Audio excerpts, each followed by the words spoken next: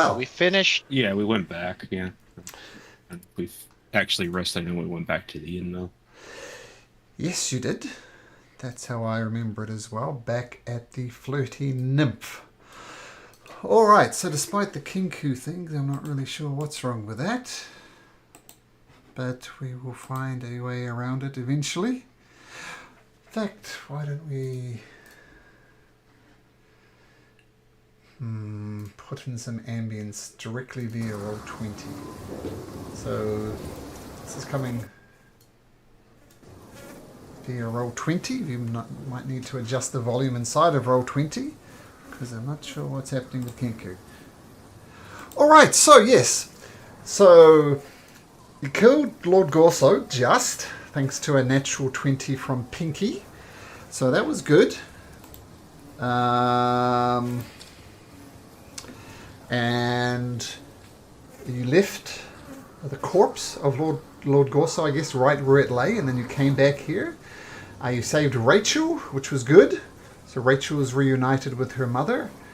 And yes, consider yourself long rested. And I guess, what would you like to do upon waking? Well, I mean, we're waiting for sort of like, my understanding is the guard is going to be like, oh, the succession needs to be. My understanding is when we left, they were implying that the succession still needs to be determined, so we should stick around until they call for us. So. Okay. Well, put it this way: you wake up in the morning in a normal sort of way. The ladies of the night are also waking up. Maybe they had a busy night. I don't know. But you wake up, and I imagine, unless things come to blow, we'll play this pretty much theatre of the mind style. So where we'll pick up from is you hear a gathering in the town square, and sorry, let's get this right. You hear a gathering in the town square, and you hear a voice, a male voice, calling everybody to come to the town square. And he's about to give a speech. Do you guys stay in the inn, or what do you do? I'm heading over there. Grab a glass of milk and head on out. Glass of milk. Cool. So what you see when you get out there... Yep. Sorry. Which of you does not have heroic inspiration? I can give it to... I have mine. I'm good. Pinky has one. Okay. So who doesn't have one? Pinky has one. You said Hyo has one. Willow, did you have one? Yeah, you gave him one. He hasn't used it yet. Okay. Scame, do you still have yours? He still has his, yeah. All right. Everybody has one. Good. All right. Good to know. Okay, so you head out into the town square. I'll move across to the big old Gorso map so we can... Once again, theatre of the mind mostly. Well, actually, outside the keep makes more sense. So gathering on the footstep up there is Polydios. He is the one of the three children of Lord Gorso. They're the oldest ones. In fact, I'll put that over there. Put that over there. Also, while we're rolling up, I'm going to give Renella a bardic. Thank you. Sorry, I'm just floundering a little bit here. You three come over to here. There we go. Oh, pretend that's the other son. I know it's not labelled right, but that is Xenos. Okay, so Polydius has called people to town, and there's a town gathering coming. And unless you guys feel free to interrupt if you like, but he starts talking. It says, "People of Gorso, we have lost many sons and daughters. There was an attack on the keep last night. Lord Gorso fell. Many of our brothers of Gorso fell as well. And Herondas, the head of the King's Guard, the head of Lord Gorso's guard, all fell. All of these are our brothers. We all know that in these desperate times we need to do what we can to survive. And these brave soldiers defended Lord Gorso with their lives, but we all know what they're in it for. They're in it to get a few gold pieces to protect their families, to protect their children, to protect their loved ones. And now as the guards fell, orphans were made, widows were made. Desperate times in Gorso led to desperate measures. These bodies were left in the keep, unattended, discarded like pieces of garbage. We know who did this," and he sends a glare in your direction. "And while Lord Gorso might have been a monster, our brothers and sisters who were paid by him to defend him, to protect their families, they fell, and they were left like common garbage, not even given the common decency of a burial. We've retrieved the bodies. We're performing a service this afternoon once the bodies have been prepared. Once again, I cannot emphasize this enough. Our brothers and sisters were discarded like garbage, not even have the common decency to be buried, not having the common decency to have gold pieces placed upon their eyes. Yes, Lord Gorso was a monster. We can put him behind us now.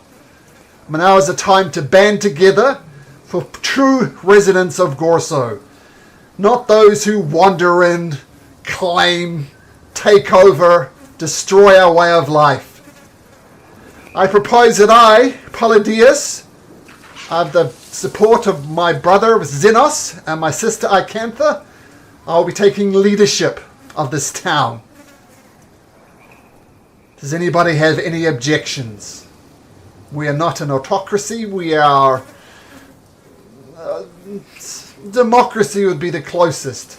But in the meantime, if we decide to elect a new leader, I'll be the de facto leader for now. Any questions? Yeah, so at that point, Rhinell is going to step forward and say, "I think it's funny that these brave brothers and sisters you talk about were loyal and good enough to join in the kidnapping of one of our youngest sibling. Like, you call them brothers and sisters, but I just call them kidnappers." I believe you'll find Lord Gorso was spending time with his daughter, right and proper. And he yells out. And With a knife to her throat? Yeah, with a knife to her throat, threatening her with death. That is... I don't... Like, I did not know I was part of this family until very recently. But even I know that this is not how you bond with family. Is that right, elder brother? Oh, I am not defending the actions of Lord Gorso by any stretch of the imagination. He is a horrible man, and I'm glad he is gone. Well, these individuals you were trying to defend, I don't think they are not as innocent as you claim them to be. I've seen them. I've seen the fear in the townsfolk's eyes. This isn't just the cause of one man. It's also the cause of the people under him. He yells If out. I may add something really quick. Sure. Sorry, I'm not part of the Gorsos, but we'll do what we can to make it right for the family. These men, we realize they were innocent in all of this, but those men in that keep were not innocent. They knew what he was doing the entire time, and they still defended him. they had a chance to back down and they didn't. He yells out to the crowd, Jocelyn! Jocelyn, where are you? And one of the ladies of the flirty nymph comes out. Jocelyn, you have a hard job. Why do you do such a thing? And she says, well, it's for my family. The gold pieces I try and send some back to Oathbreaker and some keeping my son alive. I do it for my family. Reginald, town guard, why do you do this for? Same reason, really. Just money for my family. Just trying to make a living. So as you can see, we all do things we do not necessarily want to do, but they did them for their families. And once again, all you've accomplished is made orphans and widows. And who are you to speak? Who are you? You haven't lived in Gorso. You claim to be a Gorso. I struggle to believe that. All the Gorsos I know are in this town. We've lived together, we've died together, and you've come in, your swords are swinging, massacred our brothers, didn't have the common decency to place gold pieces on their eyes, didn't have the common decency to bury them. I think it's best if you leave town. Yeah, so I'm actually going to go ahead and let's see. I'm going to go ahead and use a sorcery point. Mm-hmm. I'm going to go ahead and use a sorcery point to make this a subtle spell. Sure. And then I am actually going to cast Sorcerer's Burst up into the air. And it will be sort of like a multicolored ball of psychic. So it's almost like a pink ball just heading out into the sun. And just because it is a subtle spell, it is like it's going to basically feel like it's coming out of nowhere. Sure. And I am going to state that the wild magic of the Gorso family is in me, and when I saw what the late lamented, and that was like super sarcastic, the late lamented Gorso cast his spells, I knew, even though I didn't want it to be, that we were related, plus all the other things that I saw. And even now, the only reason I'm still here is because I want to take responsibility for what I did. Gorso was a monster. But can you look me in the eye? Can you, the three of you, look me in the eye and tell me that you are not one and the same? That you are not here to just consolidate power and lord it over the rest of the people. If I leave and do nothing, what is going to happen to the regular townsfolk? You've already seen the suffering that is happening. I've seen the suffering that is happening all over the land. And the last thing I want to do is to see the rest these villagers suffer even more so just because of a couple of, like a few power-hungry blowhards. Why? You condemn our father, but what did you ever do to stop him? He was a powerful man. It was So you're a difficult coward, and now you're a vulture, just feasting on the corpse of his power. I'm assuming leadership of this town. You do not have the courage to stand up for what is right. I was here 2 days, and I was able to see what a monster he was. And yes, unfortunately, there were people who were employed under him that passed. But at the same time, you cannot tell me that he was a good man and that what I did was wrong, because it is not. And now the people here are free, and they can do what, and they can decide for themselves what and who should lead them. Let's assume that everything you said is true and right.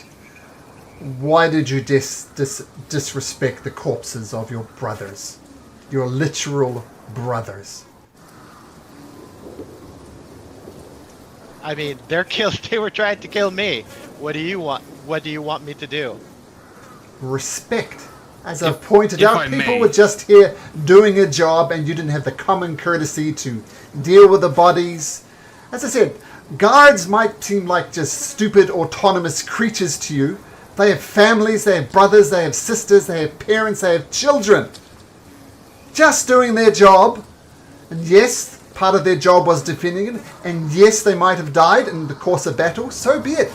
But why the disrespect? You just leave the corpses where they laid.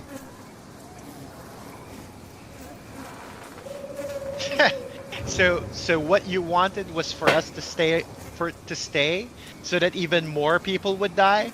We minimized we minimized the number of deaths.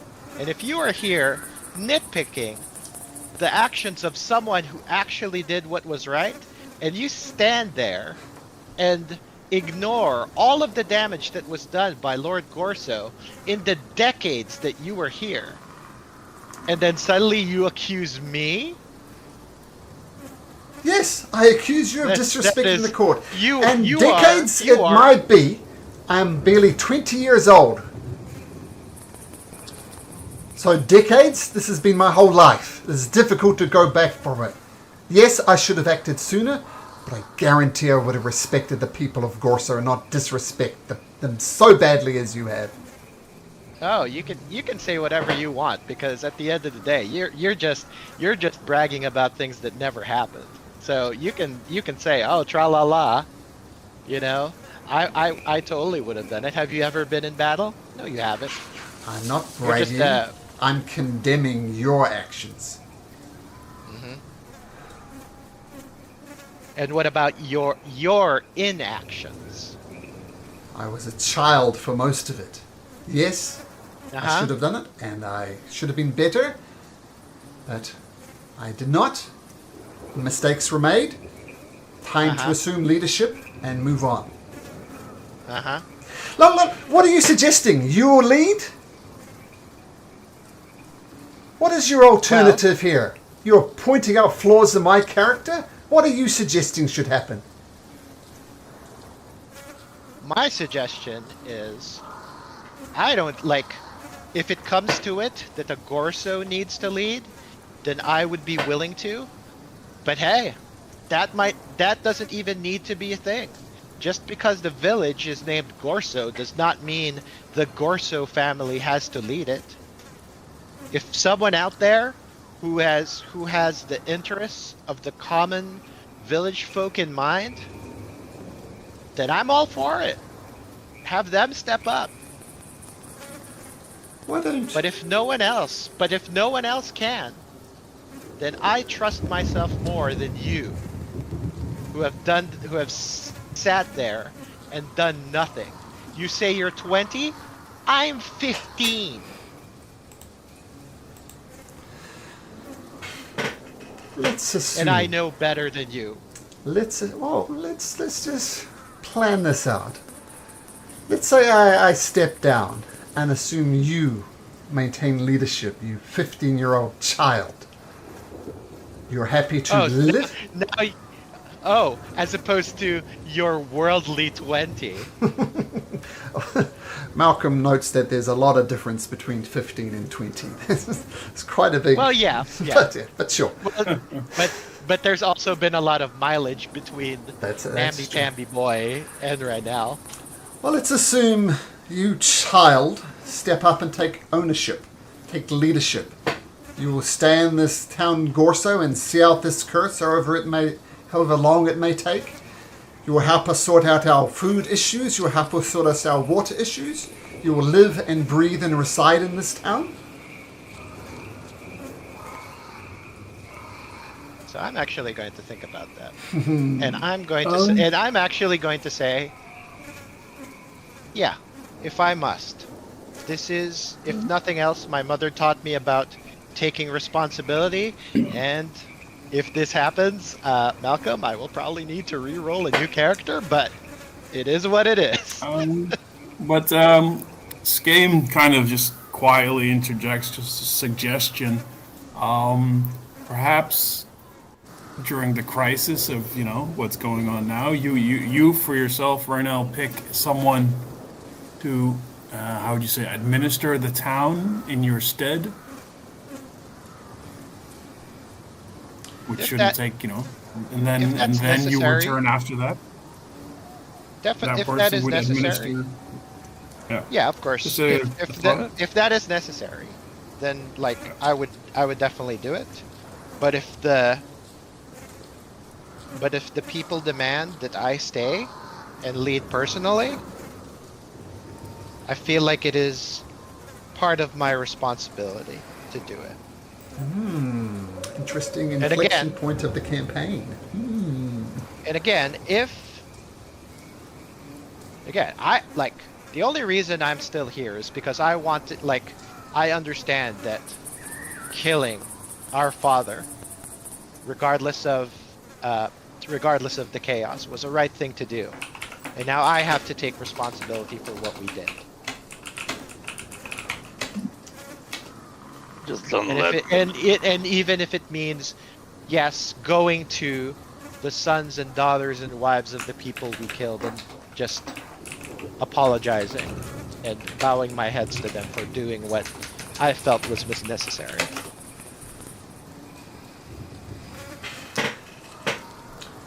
Okay. Was that above the table, Willow, or were you speaking out loud and injecting in the conversation? That was game. Oh, that was Skame. Sorry, Wasn't Skame. me. Skame. That was Skame doing a sort of quiet one, sort of in whispering in the ears of Rynell, let's say, and in between. Just as a Yeah, I mean, suggestion. Rynell has kind of her blood up, but she means what she means. That she feels responsible for the village, and yeah, she would definitely want to continue adventuring with you guys. But if the consequence is that the people here would suffer, then I don't know. We'll have to see what happens. Can I make a suggestion for you? Of course. Maybe just go sit down with your family and just have a chat in private. Maybe don't do this in front of the middle of everybody else. Probably a good idea.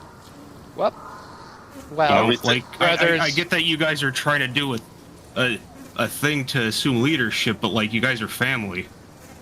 And her mom died back in the city. That's why we're here. And if you'll allow us, we'll help with the burials and everything. But we never intended to displace any families here. Yeah. So Malcolm, just as a sort of reminder to myself, the overall impression that I got about these guys from the people in sort of the civilians that we talked to is that he's kind of a dirtbag, right? Yes.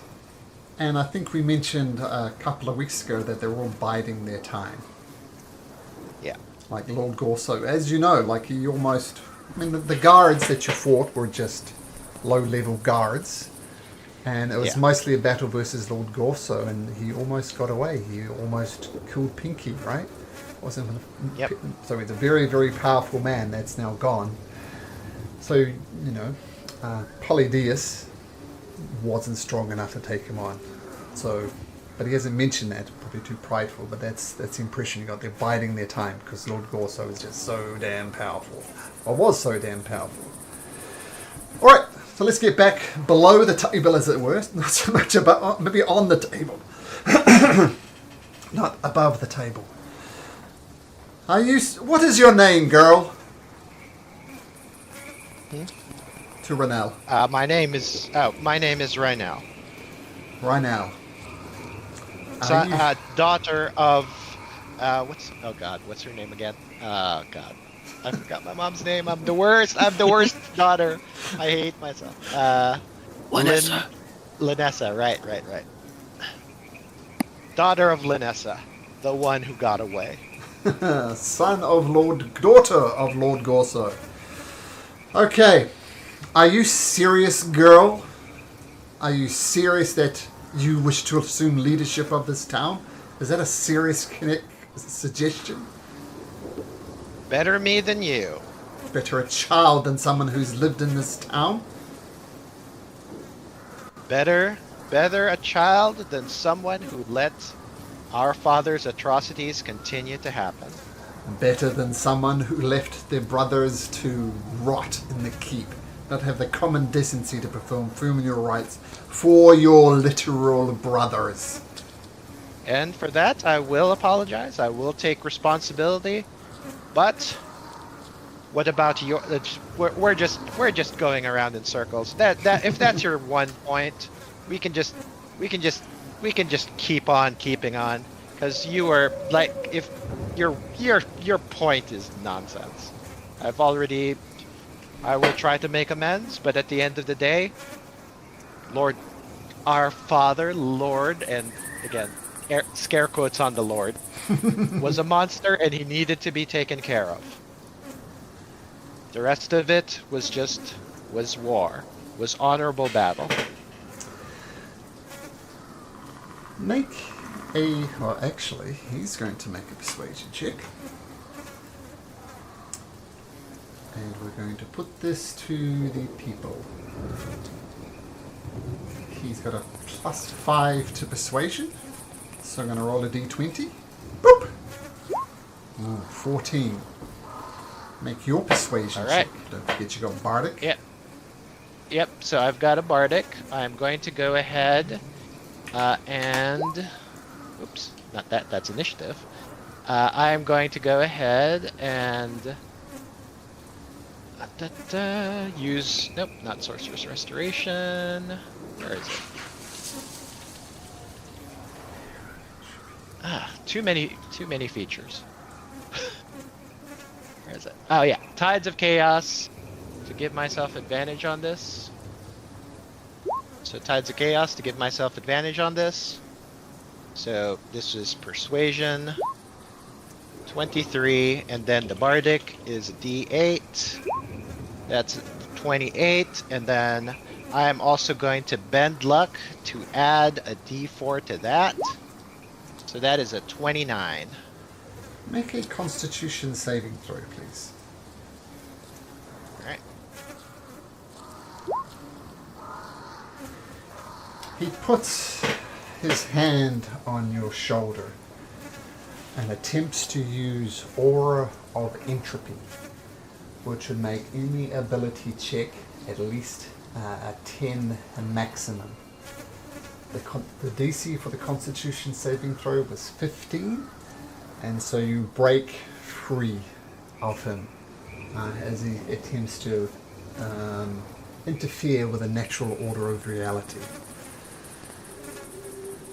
And you hear voices from the people.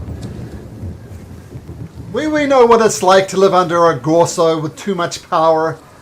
And Palladius, you've been selfish your whole life. You're a spoiled child, and you're a spoiled child now. And the rest of the crowd starts chanting, yes, you boys use your power to gloat over us. Yes, you're the oldest. Doesn't make you the shit, though. You're just a piece of crap. And the crowd really starts turning against Palladius. And he glares around at the people he's had the boot on the boot on their throats their entire lives.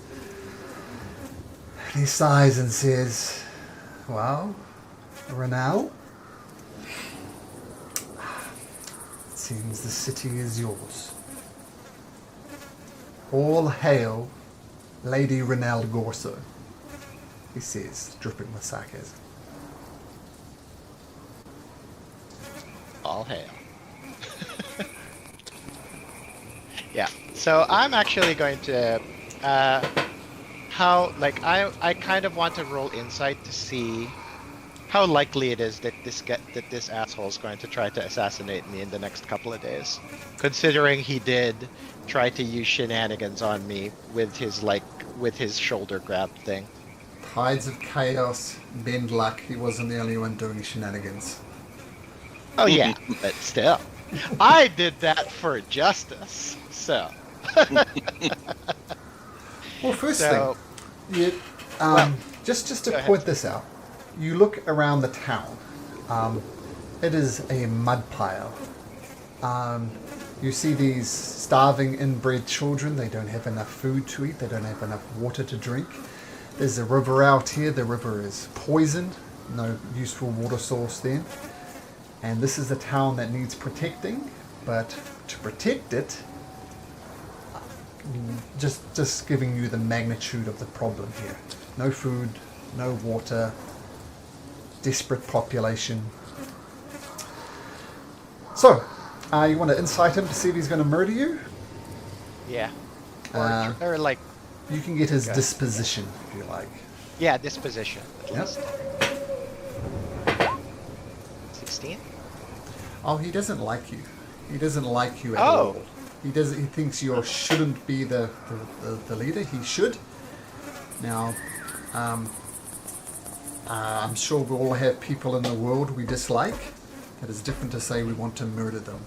So, All right. you're not sure. All right. So at this point, I am actually going to go ahead and call out to the people that and say, thank you for your support, thank you for your faith, and now we have a long road ahead. As you can see, we are not doing well, and though I may have the strength of will to do what must be done, I recognize that there are many things that I still need knowledge of. So in the coming days, I would like to reach out to those of you who have knowledge of farming, of irrigation, of agriculture, of architecture. And we need to convene and see what can be and must be done to do what we can to tide us over these dark times. This incessant rain saps our will, but that does not mean we must surrender. We can do what we can, and someday the sun will rise again. Forgive me for asking, Lady Gorso, says a commoner from the village. We know all about farming. We know how to tend crops, we know how to work with the seasons. And he points over to one of the farms that are inside of the town. You see it's just clogged with mud, filled with thick, thorny vines. That we don't know how to deal with. So what's the issue? So basically, what's the issue with the mud special or something, or is there like a? Well, the mud itself is not suitable for many of the crops we do. The mud is also tarnished with the rain, making it a noxious mud. Problem number one. Problem number two, these thick, thorny vines take over our farms. It is not an easy problem. But if you're prepared to stay here and you're prepared to work with us in the long term, then maybe we have a solution. If you wish to leave Gorso, then stay with us and lead. Yeah. So at this point, I am actually going to go ahead and use. So looking at the vines, would a fireball just like cauterize a lot of that? Yeah. Yep. So I'm just going to go ahead and just going to hawk a fireball at the vines. Okay. Many of them wither away. Yeah, and then and we will continue to do what we can through magic and might to make sure we can get through this. And I need to take responsibility for what we did. Right now, I do not like. Yes, Lord Gorso was an evil man, but I recognize, that by us killing him, we've left the town undefended from my esteemed brothers and sisters, and that's like with a sardonic smile. So I feel responsible for the people here, and for the past few, and at this point she's actually going to sort of like think about this. For the past few weeks, I feel like all I have felt is loss after loss after loss. I have lost my adoptive father, I have lost my mother, I have lost my uncle. And now for the first time I might actually be gaining something. Well, Adia said, don't forget the father that you killed as well. You lost him as well. Oh, well, you're right. I'm sorry. Woohoo.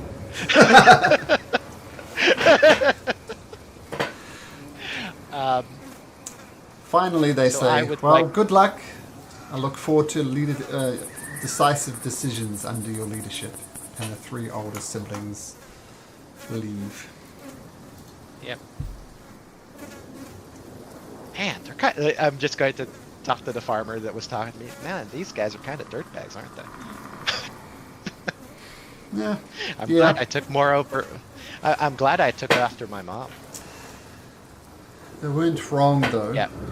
There's still the corpses in the keep. Your literal brothers. We will give them full rights, while saying that they were under orders does not absolve them of their responsibility in kidnapping my youngest and most innocent sibling. They are correct in that in our haste to leave, we didn't do the necessary thing, and I will definitely make amends for that. The farmers and the villagers start going about their lives. Politics is all well and good, but kids still need to be fed, and they start scrounging as best they can. Yeah. Before they go, I am going to ask sort of like in the next couple of days for like a representative from them so that we can talk over exactly what needs to be done, and sort of like going over sort of like the minutia of how this stuff needs to get done. Mm-hmm. Yeah, and then I'm going to go over to my companions and, hey guys, I have a castle now. Want to hang out for a little bit? That's quite the place you got here. Yeah. I'm kind of glad we didn't blow it up yesterday. Now that I have it.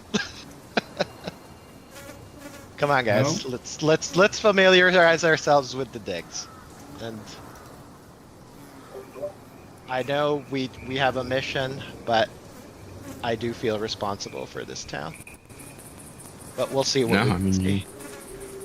Are you feeling safe to be here with those 3? Yeah, well, we'll have to see what happens with those 3. I can't really say I trust them, but they haven't been murderous dirtbags like the late lamented Lord Gorso. But we'll see how it goes. And if anything else, at least if I do need to stay, then at the very least know that you will have safe harbor in this town while I still live. All right. Look around. Feel free to do your ransacking, I guess. Well, Yeah, I mean, as we go in, like I'll make sure that I'll talk to the guards and make sure that the bodies of the guards we killed are sort of like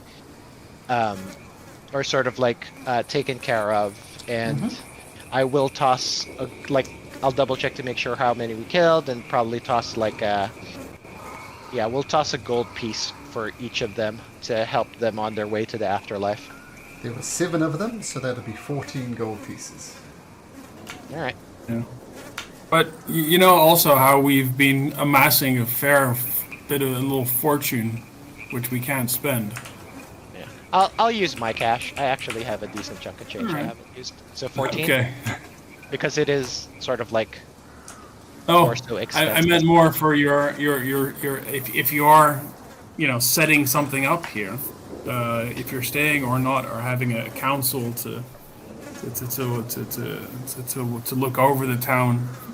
If you do decide to continue adventuring, we do have I think 3,000 gold pieces, which we're not using I'll at say all. it right now. I feel like we should at least give some money to their families. Oh yeah, for sure. I feel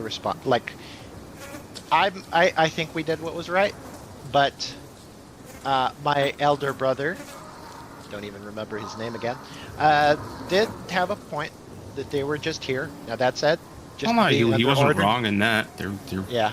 Mhm. They were just hapless guards that we kind of just rolled over. So Hapless guards have families. yeah. So there were 7 of them. Yep, so it'd be 14 Yeah. gold pieces. Yeah, For the I funeral. took out 14 from my cash. And then Yeah, but I mean, we have the group Well, money. yeah, So I would say, I'm you could- trying to you could- figure out just what ton of shit.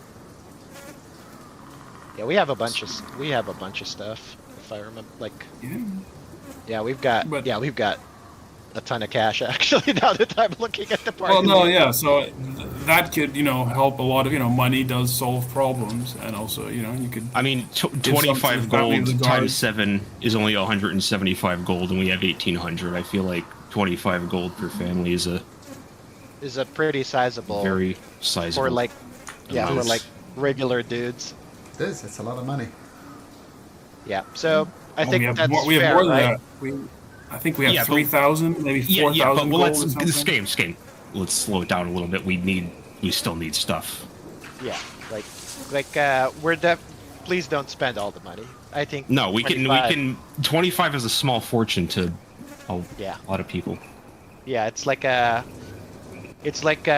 I remember right, it's like a week's wages is like a silver or something. It's something like that, Malcolm?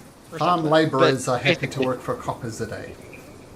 Yeah, so basically that's 100 times that.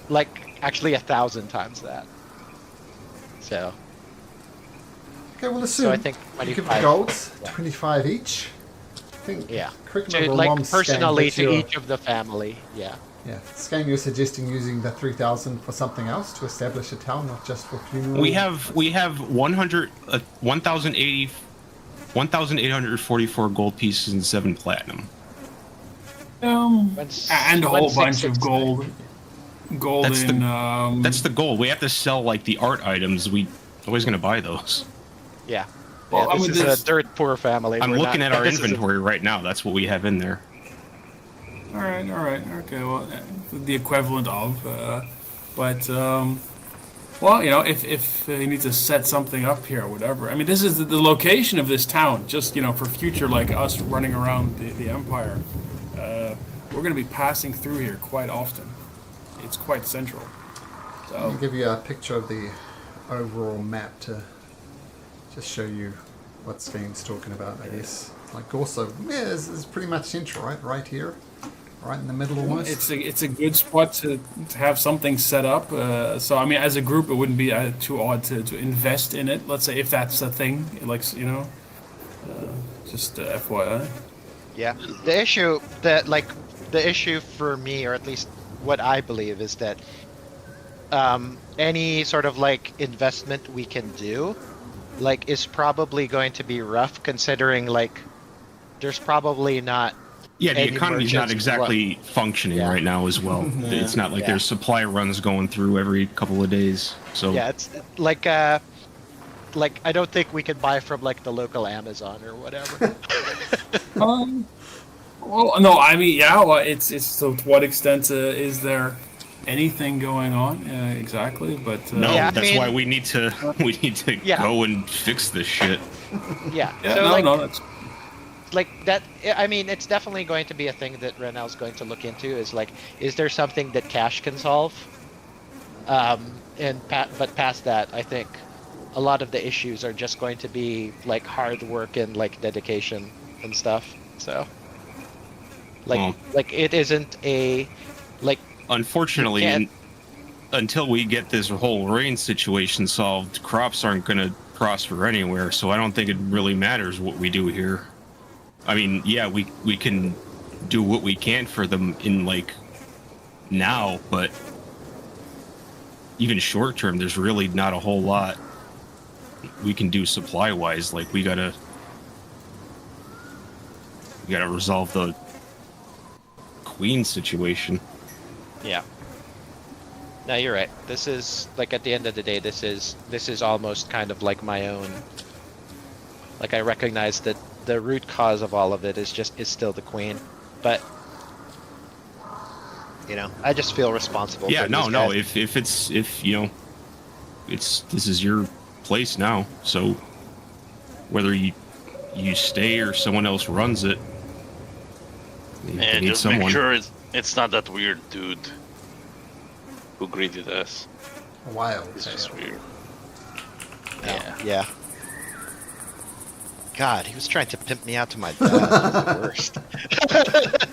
That's pretty. Pretty, Yeah, this guy. pretty messed up. Yep. Not that he knew that, but now that- still. Still. Yeah, that's still pretty messed up. Even if he didn't like know 100%. So, So yeah, I mean, I don't know what the rest of the party is going to be doing, but right now is definitely going to be taking stock and like getting information and trying to figure out like what the best steps are going to be to try to at least stabilize the town. Because yes, there's the rain that's messing stuff up, but there was almost definitely a lot of mismanagement from Gorso and the brothers and sisters. yeah. The guy in the inn seemed to have everybody's ear. So you might want to rope him Right. into it. Oh yeah, for Yeah, sure. oh yeah, Like, he can help, but as far as running it, Yeah, somebody has to be like the head honcho around. Yeah, especially Um, like I don't know if you guys noticed, but my siblings do possess magic. I distinctly felt my eldest brother tried to stop me from doing the best I can earlier today, and Yeah. if we leave like a regular townsfolk here as leader, it's probably not going to be long before he dies. I think it's sooner You than could later. also banish your kin. Yeah, but if you go around and immediately start doing that, Yeah. Maybe there is a chance they could work together. Yeah. I mean, I have not completely. Did you see the given unicorn? up. Did you see the state of the unicorn? That was Well- them. Well, it was mostly my father. So, I mean, yeah, I was talking a big game earlier, but I get it. If you grew up under Lord Gorso, I can't say I couldn't say But, that I yeah. would be able to do the Yeah. things I was able to do. Like if I didn't but- have the example of you guys and my mother and my father and my uncle and all the rest of you guys, I'm not sure I would have been brave enough to do what we did either.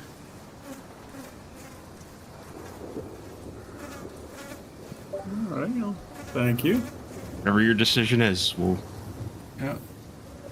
But Yeah. We'll just- we'll play it. I'm not gonna say that this is a done deal, but it seems like I need to take responsibility. But we'll give me a couple of days to get the lay of the land. Well, how long do we have? We Yeah. I will We're point supposed to out, be meeting that guy in 2 yeah. weeks. spend a Oh couple yeah. of days, you'll be In that late. case, yeah. In that case, yeah. You guys should go. I like stay the night. Uh, let's canvas all the stuff in the keep. See if there's anything that can help you guys, and then just remember me and pass by once in a while. We're gonna be back. Yeah. Hopefully, by the time you're back, stuff will be better. Sure, it'll be better than it has been. Oh yeah, I can only hope.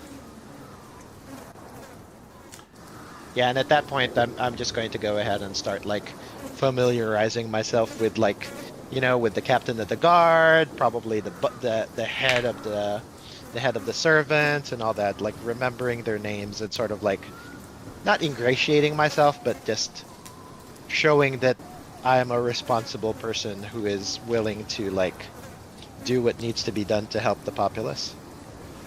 So Lady Renal Gorso is remaining in Gorso while the rest of everybody goes about on their way. Is that true?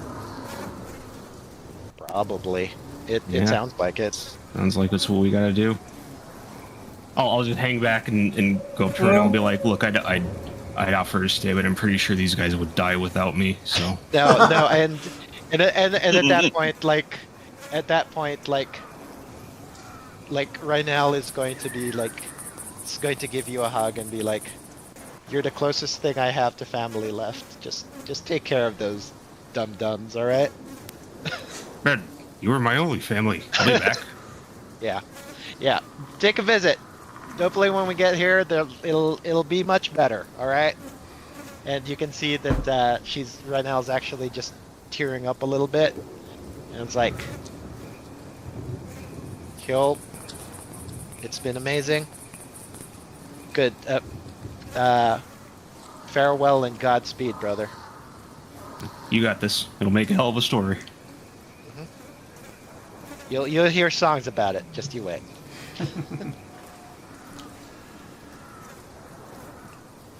Okay, Lady Renal Gorso, the teenage lady of Gorso, the leader. That's so we know what. I was not expecting to have to re-roll a new character today.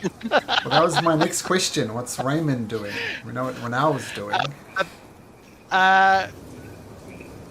Yeah, we'll have to figure. I'll have to reach out to you, Malcolm, at some point and talk about like what my next character is probably going to be. But yeah, it looks like I will have to. I will re-roll and we'll figure something out.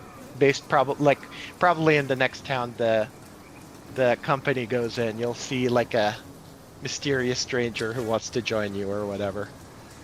Well, this There's a is conveniently placed adventurer on this road. Like I would offer like immediately, but like I said, I wasn't prepared to make a new character today, so no one ever is. I kind of have to think about. Yeah. I mean, that's the path I see you guys going. Maybe via the monastery, maybe not. The quickest way would be through the swamp. There's no major towns there. Yeah, I don't know. We'll see how it goes. I know Skame has some family in Willow Creek, but that's also going to delay you. And I will point out that you need 6 talks, I believe. You got 1 from the Queen, and now you have 1 from Lord Gorso. So. And before we do go, I am going to pass my stuff over to the party. So it's you guys will get a ring of feather falling and goggles of night. All right. Okay. All right. Cool. Let's see. Yeah. All right. Okay. Well, just a thought. Your new character could be someone who was locked up, who couldn't leave the castle or this place, and is now able to leave, and maybe follows the group after we leave or something like that. Yeah. You know, they've seen us in action, and something like that might. Yeah, for sure. Malcolm, do you mind meeting at some point? sometime during the week so we can talk about like Oh, absolutely. so it's sort of like integrate the my next character, sort of like I'm kind of like at a loss to think about what I'm rolling. I'll be honest. Again, I was not expecting to have to re-roll, so. No one ever But expects. you know, I feel like this was definitely sort of like the trajectory that we were going on from yesterday and like from last week, and I think that was like cemented during the speeches earlier. So it is what it is. Also, you are only 15, so it makes sense to like settle somewhere at some point.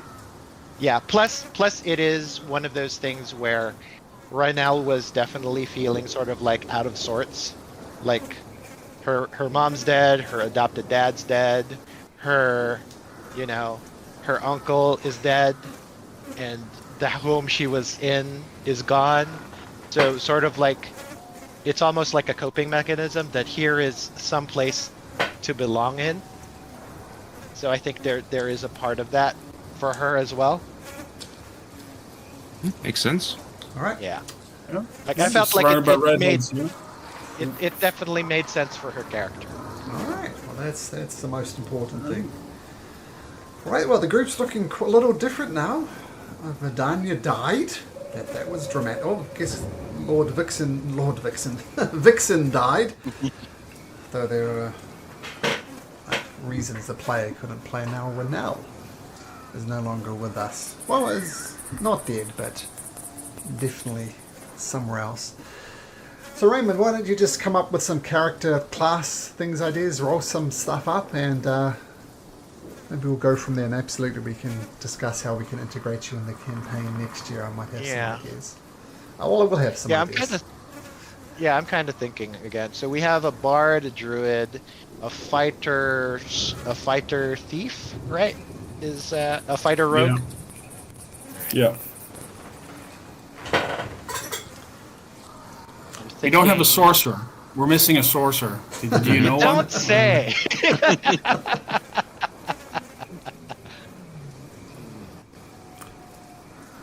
I mean, he can always do a warlock or something. Yeah, possibly a warlock. I'm thinking. I was looking at the Celestial Patron. Or Well, actually, I think. I always say play think for whichever this- class will be most fun, regardless of party composition. So that's the most important. Yeah, I actually feel like the for this campaign, Archfey Warlock. I played one with a 2024. They're sick. Just be a fighter. We can never have too many fighters. We're having a lot of fun with the two of us. But, I was like, I mean, honestly, my favorite class is Paladin, but we already Paladin. we have a bunch of people in the front line already. I'm kind of thinking something like a little bit more ranged. I was thinking like Whatever you want to play, like don't try to fit in. what Malcolm said, just do what's most fun. You know, it'll be You have a week. Yeah, I'll think of stuff for sure. Pinky, All right, cool. Hjol, Yeah. Skane, Willow. Not that long ago, you travelled with with Vixen, with Rynell, but you put both of them in your rearview mirror, and I assume you head out of Gorso in this direction. Yeah. Yep. Head down in that southeast. Okay, do you And leave- hey, at least I didn't die. Yeah. Yeah. That's good. Well, not yet. You know, you're in a dangerous place. Watch out. Yeah. Yeah. Oh, Raymond, another thing I posted, there's a new class that was released. Oh, the like the gunslinger. gunslinger? Yeah. Would you be willing for me to try that out, Malcolm? Or If you want, yep, I'll look into it, see if it looks cool. sure. Hjol, roll me a d20, please. Sure.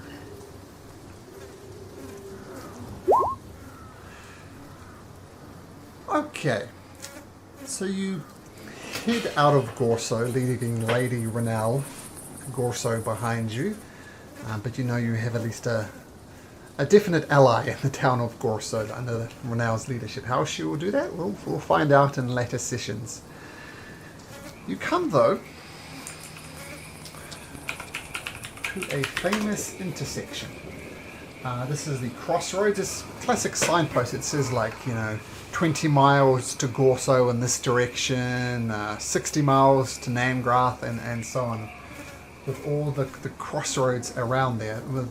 The sign has long since fallen over, or maybe fallen over since the rain has begun. And you notice what's been replaced there is someone has put up a tent there, and this is what you see. I imagine it's a little dark. Nope, this is what you see as you approach the crossroads. Like you're coming from over here where Hjoel and the rest of you are. And the sign, as I said, is long since fallen, well, maybe fallen over since the rain has started. But it's definitely not there, and I've missed Willow.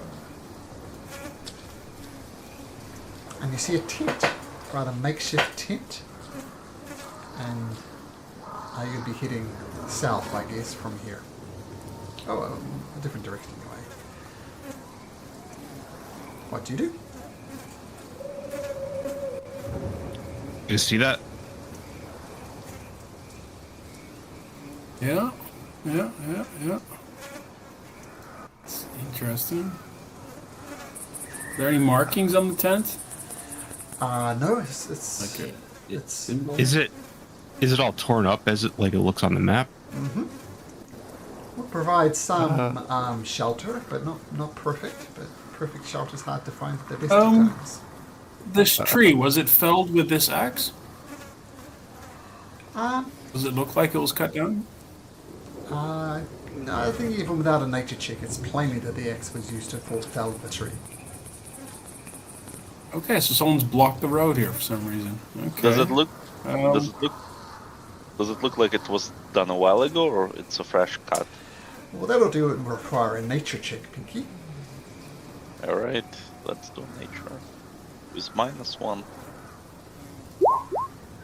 This game's pretty decent. If I just look around to see if there's anybody up on the ridges or in the forest, anybody keeping eyes on the road.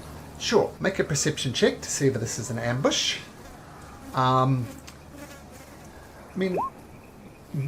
This is, well, first of all, this is fairly easy to navigate as a person, right? You can just climb over the log. There's not much of an inconvenience to you.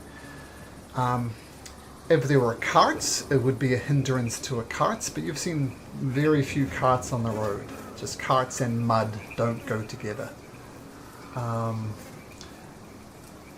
Hjoel, you don't see anybody setting up for an ambush. But you do see let's see, with an 18, you do hear someone seemingly praying inside of the tent. And you hear various names of gods mentioned. Hey guys, hold up! Wait, guys! Somebody in there. There's somebody praying in there. They're mentioning different gods. Hold on. Good. I'm gonna try to stealth up and just peek in. Hold on. Okay. I'll try to get a look. Sure. Make a stealth check. I would like to sneak up to the tent. Sure. Yeah. Kinda. Okay. Yeah. You see a guy praying inside of the tent. A guy that looks like this. Oops.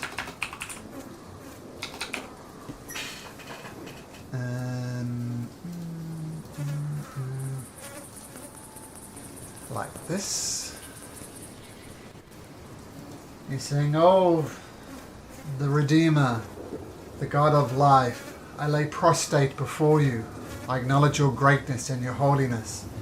And the inevitable, I acknowledge that we all die. And that is both a blessing and a curse.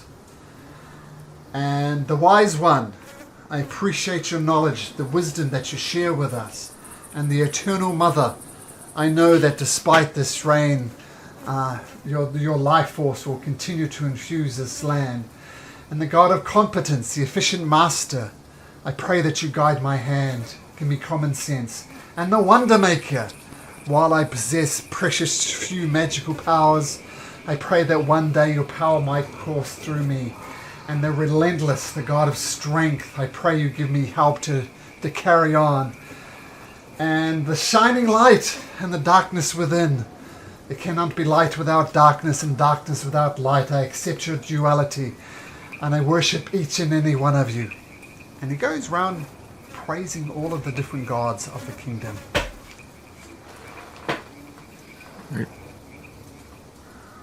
Worth a shot, right? Yeah, as well. Yeah, What's happening? he's just praying.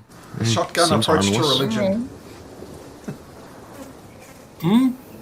Yeah, exactly. Did any of us recognize this man? Well, only I didn't Hellraiser recognize would, him. but no one would know him anyway. All right, Skane will just poke his head in. Like, good day there. Oh, good day. Oh, it is absolutely fantastic to see you. The Wonder Maker and the God of Relentless have predicted your coming. It is a pleasure to see you. What's going on here? The same. Oh, But who was predicted to come? 'Cause I'm not sure. the God of Could have Strength expected us. and the God of Magic. I talk to all the gods. And most people think praying to the gods, but no, I literally talk to the gods, and they talk to me. And he emerges from the tent to see you all. Tell me, this is a truly a blessed occasion that you have come up across me in this time. While these times are difficult, I have a direct connection to the gods. Do you have any questions for the gods? Do you have any queries about what the future might hold for you? Maybe the lover that turned their back on you, maybe whether they'll turn their back again to you, whether fortune favors away, whether death comes your way. Any questions you might have for the gods, you might ask me and I will relay, and I will tell you literally what they say back to me. Please, I am the prophet Clovart, and I am here at your service.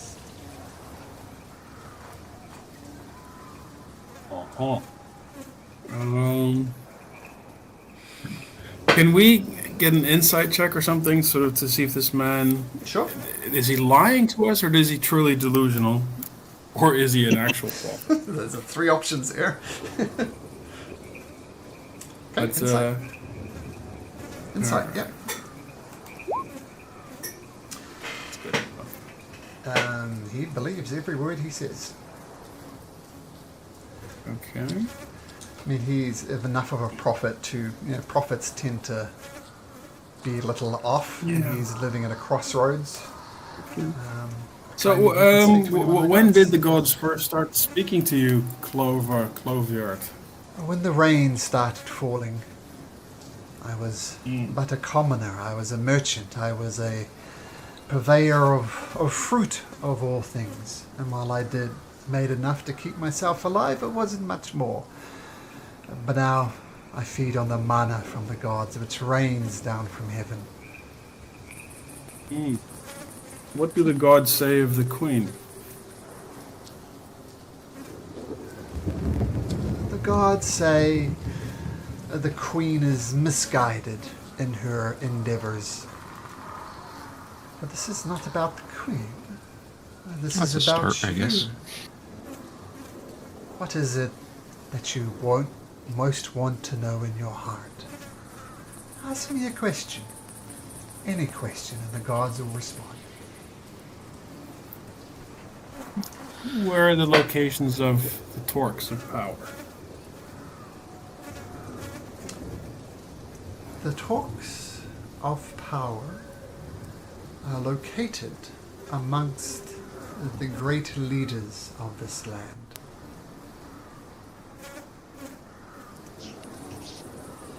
Okay. Actually, Thank I you. have a question for you. trying to resolve this whole endless rain situation, and hence the, question about the queen. Is there anything between here and the southeastern coast that might be able to help us on our journey? The great God, the Redeemer. I'm hearing her voice most clear in my head. And she feels, and she's telling me this directly, that you are too concerned about the events of the world in this particular instance. She wishes to know what you want to know for yourselves. Not so much the kingdom, but would you know what your own tribulations, your own trials, perhaps a missing loved one, something along those lines. Yes. Are my parents safe? Are your parents safe? Just gonna roll something here behind my DM screen. No, they're both dead. Oh, shit. I see your parents. I see them living their best lives. I see them not in Oathbreaker, but somewhere else, possibly Willow Creek, possibly Harveston. And I see one of them dead. The mother succumbed to the rain. I see the father grieving. So I'm sorry to say, but the God of competence has informed me that your mother is dead, but your father is not. I am sorry to bring such sad news. I promise I do not bring the truth. I do not bring comfort. I only share the truth. I am sorry for your loss, Game. Okay. This game just nods thoughtfully. I'm not quite sure what to believe, but alright. Cloviard comes and reaches up and places a hand on Pinky's shoulder. Says, "You, my child, what do you wish to know about yourself?"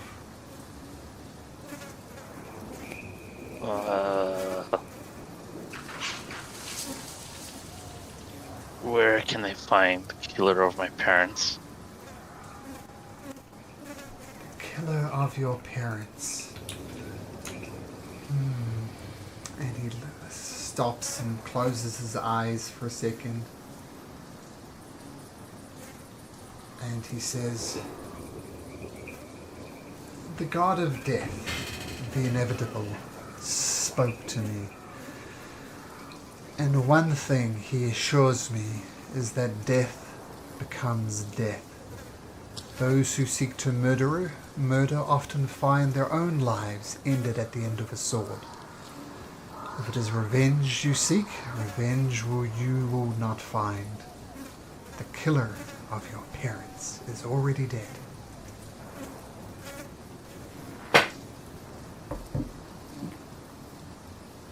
I'm sorry. How did he die? As I said, those who live by the sword die by the sword. Those who murder end up murdering themselves, getting murdered themselves. He met his fate in a dark alley in Oathbreaker with a deal that went wrong quickly. Well, I guess that's good. Perhaps this is not the revenge you were seeking, Perhaps this is not the revenge you were seeking. Yeah, but I guess it's good that he's dead. He's not hurt anymore. Anyone. That is true. I pray, my child, that you take comfort in this. Comes over to Hjol, gets down on a knee so he can look you directly in the eye and says, "My Harengon friend, you seem troubled in spirit. The inevitable one sees the stress, the hardship in your life, and wishes to help. My dear Harrigan friend, what would you wish to know? I mean, I'd like to know if I have any family, like, anywhere. Be nice to know. With either result.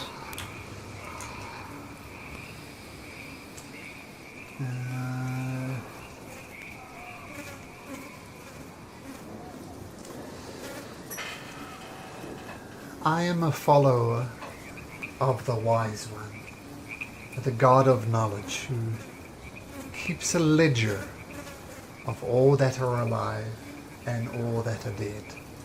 It is one of the many labors he works under.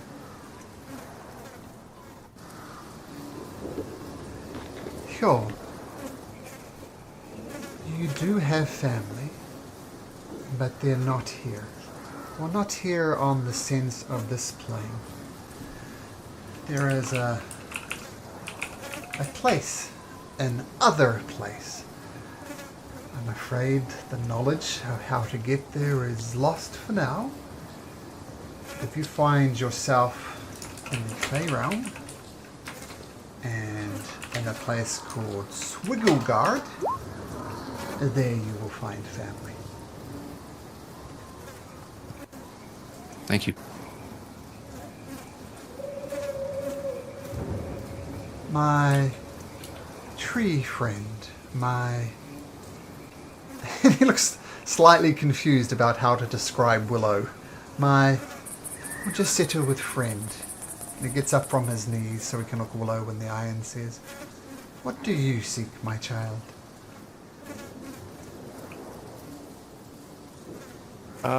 He's actually going to hold up his hand and kind of like stop him. And he's going to go, I don't really seek anything.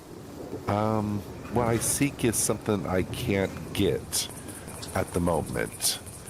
What I seek is my old body.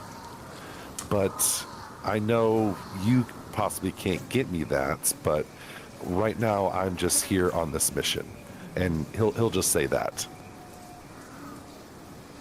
You do not wish to know where your old body is?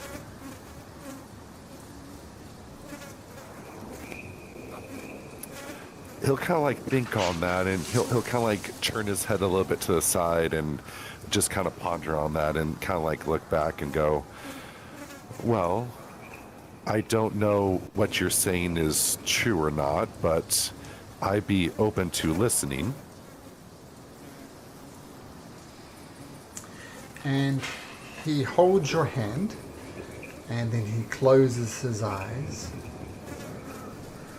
And, sorry, let me just check something.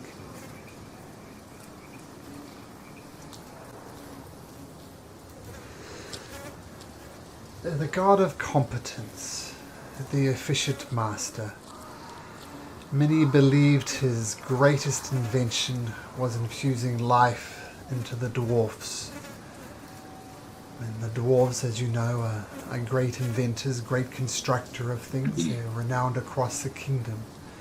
The greatest of the god of competence inventions of all time was the dwarf race itself. Your body, your real body, as you said, is broken, but not beyond repairing. It would be a difficult task, but a task that is possible, though I will say not probable. Your body can be found in Nangrath. And I'll show you Nangrath on the map. Oops. Oh, I'm on the right page.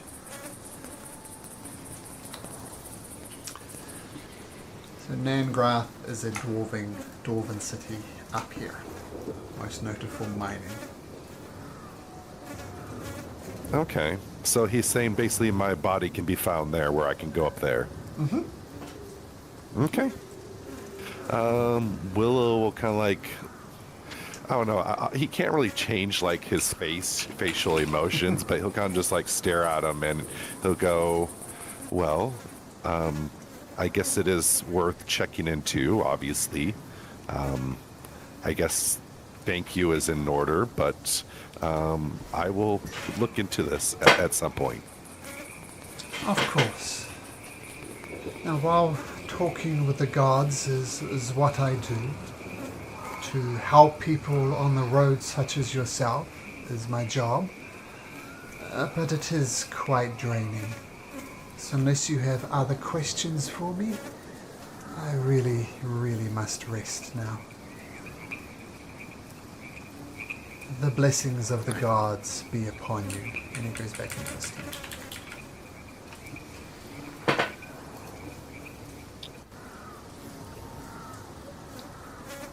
Well,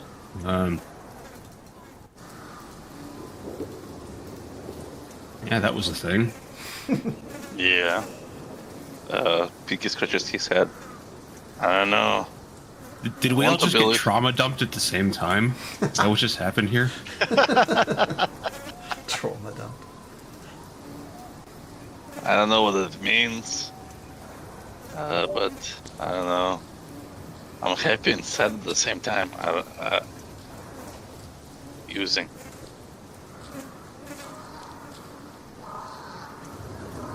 Yeah. Skame, you good? You got some unfortunate news. Yeah. Best thing to do is to get this situation resolved as quickly as possible.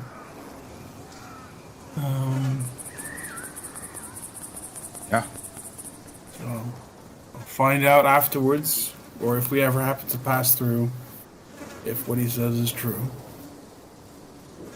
Yeah, maybe he's just crazy. Maybe he's cuckoo. I think there is a know. definite possibility, or there's something in between going on. Yeah. I know those answers were very specific to be the rare Yeah, no, lunatic. that's true. He is very on the money. So let's see. But to head over to parents live would take us on quite a detour and right next to the capital.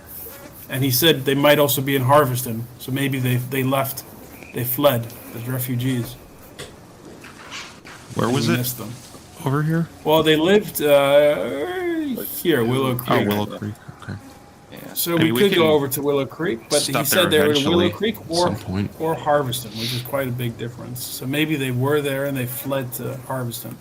Mind you, you had been to Harveston and your parents weren't there. I think you would have recognized them, or they would have recognized you. No, okay, but since then we've been gone for a week, or I don't know how long. But yeah, we could go by. I mean, Willow I'm sure we'll be Creek, yeah. hopefully back to Harveston eventually. Yeah. I mean, Willow Creek is only an extra day. Do we have an extra day? Well, 2 days. I think it's 2 extra days, but then it's 2 days back again, and then. Yeah, I mean, I don't think we have that many days because we really need to get to the ziggurat. Yeah. I mean, we can also. stop there on well- the way back, you know. Well, I'll give. Or- Skames says he's going to give a prayer to his mother tonight. But if she's dead, then she's dead. That's not going to change anything. And she would have wanted him to continue. She's always told him, there's a good, there's something that's bigger than all of us, and that's what we're trying to do now. Trying to solve the problem much bigger than ourselves. So, yeah, Okay. focus on that. All right. So, you carry on along the King's Road, and something you notice. There's a family on the side of the road, a mother, a father, and a teenage son. They're all very obviously dead. It seems that they're trying to maybe get to Gorso, fleeing from Gorso, leaving Odenbeer, fleeing to Gorso. You don't know. But it seems they tried to make this trip along the King's Road, and it's obvious that there's no wounds on them, there's no puncture wounds, there's nothing like that. And rather pathetically, you see the father seeming to want to shield his son and his wife from the rain. You know how debilitating this rain could be. It's just a constant menace, constant draining, and it seems these people have just plain old succumbed to the rain, trying to get somewhere and failing.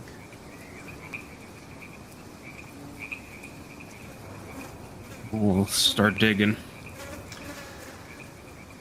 Sure. It's both easy and frustrating to dig a grave. Number one, the ground is quite soft due to the mud, but it seems as the deeper you dig, the more mud seeps in, and eventually you can dig a shallow grave easily before water and sludge starts filling up the grave. You could spend longer to do a proper 6-foot grave, or you could bury them in this shallow grave. See if they have anything like identifiable on them and just do it quick. No? Just put some markers on where we leave them. Shallow or 6-foot grave though is. We don't really have that much Well, time. how much longer would it take? I mean, we do have Pinky who can probably do Well, quite and then Willow can use his Drake to kind of dig with its claws. Tell you what, let's have Pinky make an athletics check at advantage with the help of the Drake, depending on the roll. Take a bardic. And with some music to dig by. Pinky, athletics at advantage with a D8. Yep. Is it D8 nowadays? Yeah. So D8 on top of that, Pinky. Okay, rolling it. So, 29. Okay. It takes about an hour. Pinky gets thoroughly covered in mud, as does the Drake. But the grave is a respectful depth. Now I say grave. Are you doing a grave or graves? There's 3 of them. I think we just like do a kind of a one so they're not piled on top of one another, but I guess we could. Yeah, is there a chance for us to Okay. make kind of like a little bit of a wide grave? So like, well, because it's there's a kid there too, right? He's a teenager, so he's taller than his So parents. I mean, but so put it yeah, this way. we could put the. Pinky rolled a 29. That's an amazing roll. I'm going to say you can make it so they snugly can lie side by side at the bottom of this grave. It's a snug fit, but it's a respectful fit.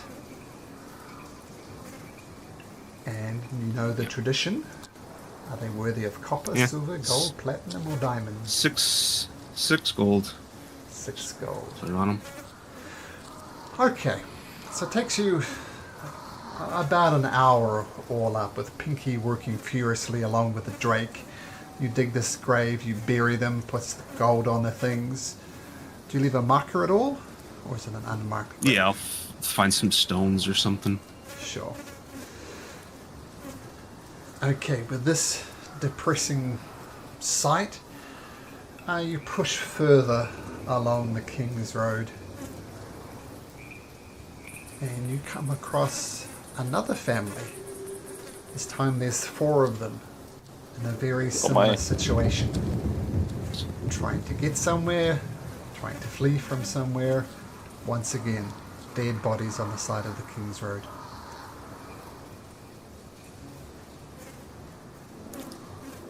Huh. Oh, we got to do it again. Okay, Pinky. Yeah. Athletics at Yeah. advantage. Take Assume- another bardic. And another bardic.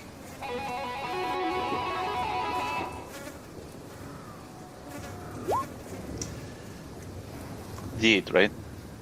D8, yeah. There you go. Once again, Pinky gets the whole job done in about an hour. There's still water at the bottom of the grave, but that's just impossible to do.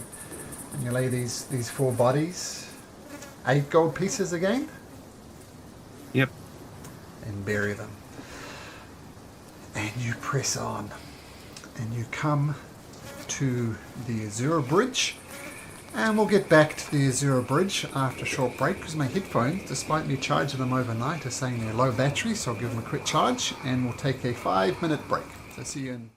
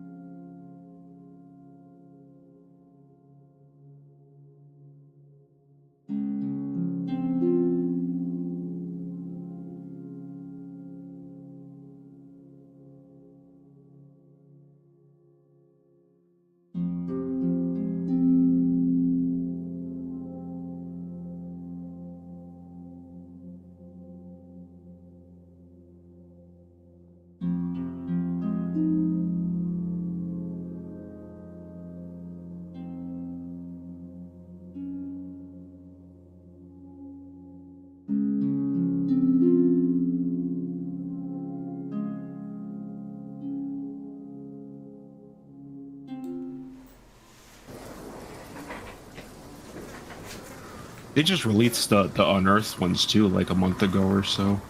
Yeah, Some I don't know. classes. I don't know if Malcolm is like cool with the unearthed arcana stuff because they might not be really balanced or anything. I need to have a look at them. I didn't read the unearthed arcana stuff, so yeah. Yeah, The grave cleric is pretty sweet looking. yeah. I'm definitely looking at the gunslinger, but I'll think about it. Yeah, it has a lot of nice abilities. Malcolm, I was gonna ask, how are you gonna voice your character? Like this. in my literal voice, because it literally looks like me. That's so cool. Yeah, it is pretty cool. Alright. Well, I mean, the basic plan is for us to finish Crown of the Oathbreaker, of course. Then on to Torrents of the Spell Hoarder, which is... So this campaign will get you to level 16. Torrents will get you from 16 to 20. And then the one that I'll be featured in is from 1 to 10, I think. Oh, it starts over? Starts over, but it's all interconnected. They plan to do 5 books altogether, and Oh, wow. the 5 books all have an overarching campaign between them. So Oh, that's really nice. that's pretty epic. I'm sure they'll get it. They make their Kickstarters pretty quick. Yeah. Oh, it's And like- by the time we get to those campaigns, I mean, we still, it's been what? How long we've been playing this campaign now? A while. Oh yeah. well, this is let's have a look. I think it's 33. I think. Yeah. I'm just saying, like, by the time we get to the third campaign, they're going to have all the necessary stuff for us to play. Ah, oh yeah. Well, it's due to be released in December, and this is our 34th session. So I have another campaign of this in there up to 55. So, and they're Wow. Yeah. not near to being finished. So it's a pretty big campaign. Anyway, so finding bodies along the side of the road. I mean, you guys are hardy adventurers. You know how to take care of yourself, but some of these families did not. Now, the Azure Bridge, as some of you would know, as some of you, in fact, you guys travelled over here before, didn't you? Yeah, we paid the The toll, guy. paid the troll toll, or The troll toll, yep. And you know, there's a guy who was responsible for turning the bridge on and off. This guy here, Captain Clinic. Yep. I remember this guy here. Notice he has the azure rod in his hands, and that turns the bridge from a sticky thing to a non-sticky thing. And you further learnt in the Tomb of the Constructor that this was one of Master Alan's, one of his many great inventions to control things over the Azure Bridge. And last time you came here, it was pretty smooth, not much drama, just a small few copper pieces, maybe a silver. It wasn't arduous to get across, even for the common folk, those who work for the aforementioned coppers a day. But now as you arrive there, things look quite different. There is scores of people on one side of the bridge. And Renell's there too. Renell! Ah, it's me. Hi, I'm back. Where's Renell? Is she... I see her Right right. here. I see her token right there, Oh, right in get front out of the of doors. there. Get out of there, Renell. And I put you guys over here, though apparently I forgot to put Willow on there. But anyway, we'll just do a theory of mine that exact position doesn't really matter. Where's Willow? Ah, over there, legs. Okay. Get back, Willow. And you see scores and scores of refugees on either side of it. And a young mother,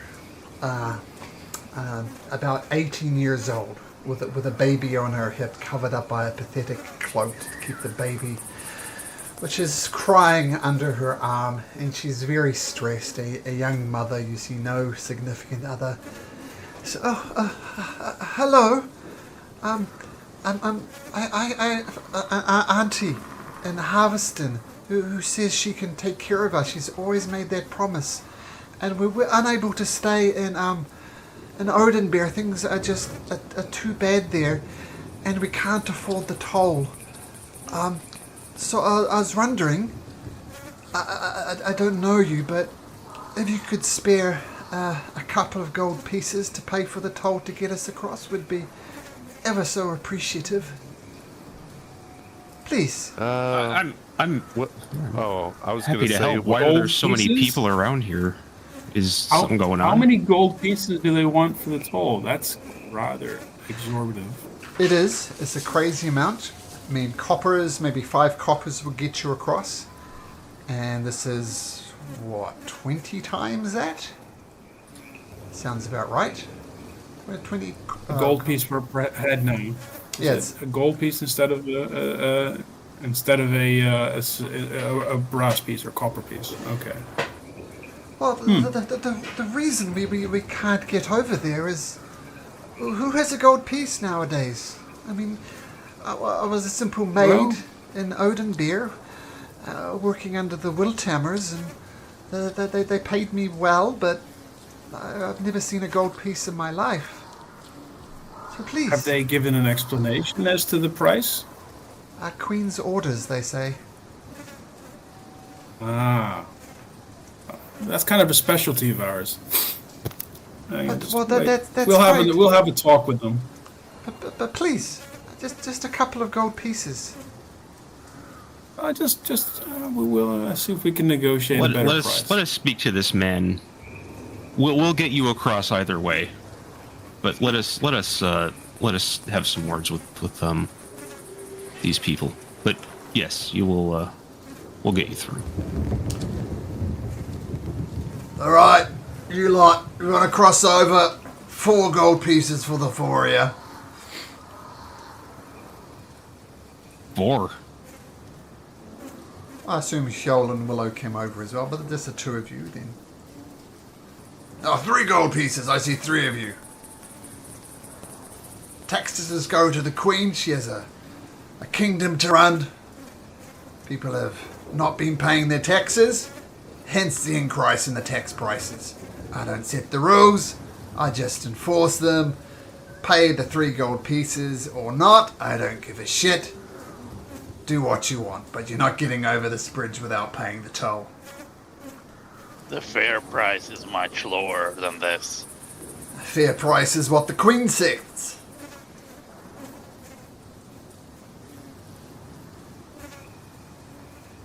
Look, I'm not here to... people here waiting.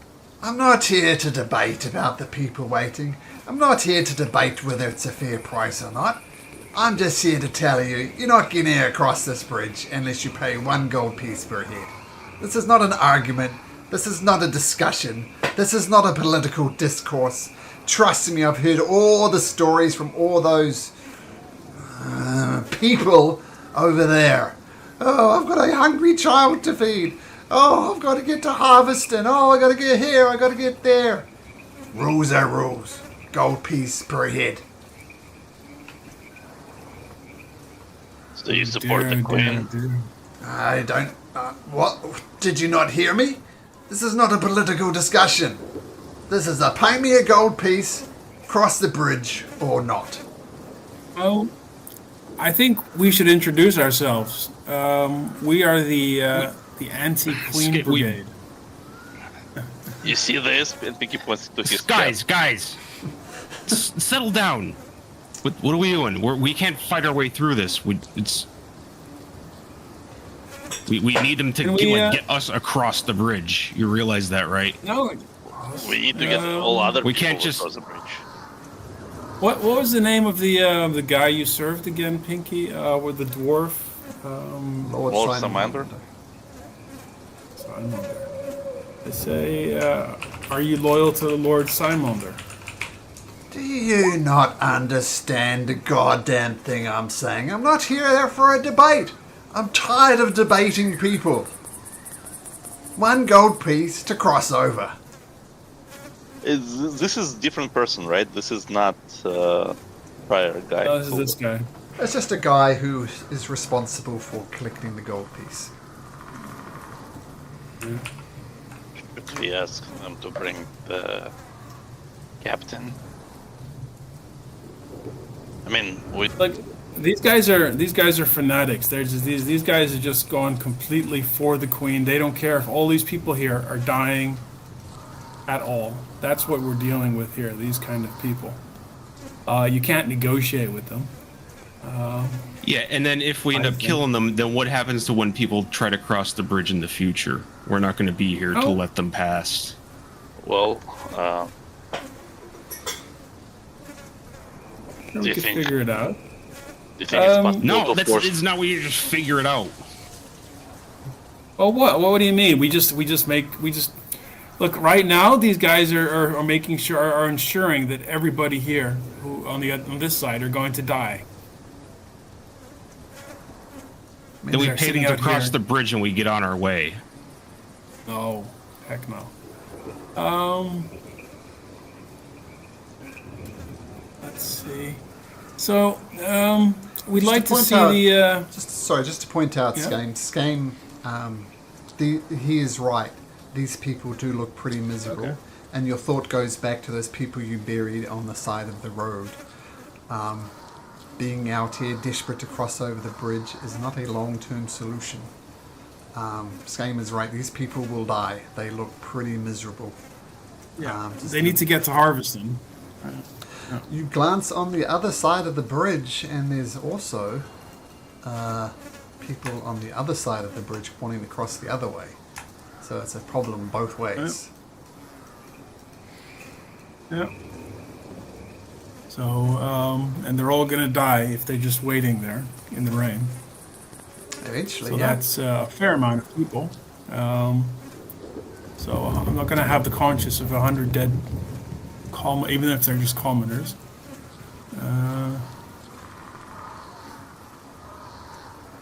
So, yeah. So Skame steps forward and he says, "I think you misunderstand. I'm not asking.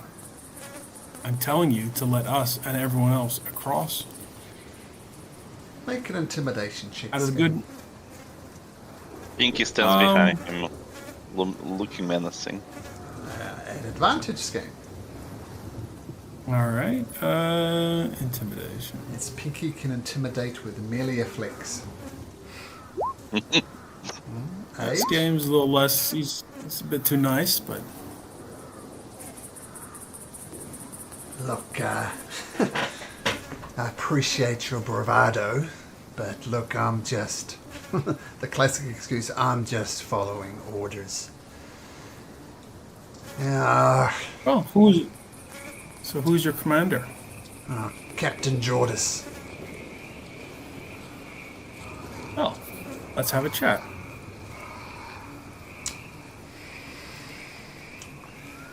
He nods. And perhaps your captain would like to join the free forces of Gorso and harvest him.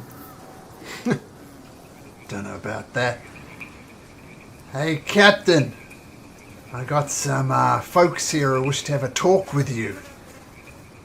Cabin says, "Well, let them in, but they must leave their weapons outside.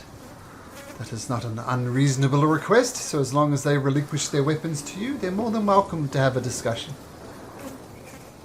Well, hand them over.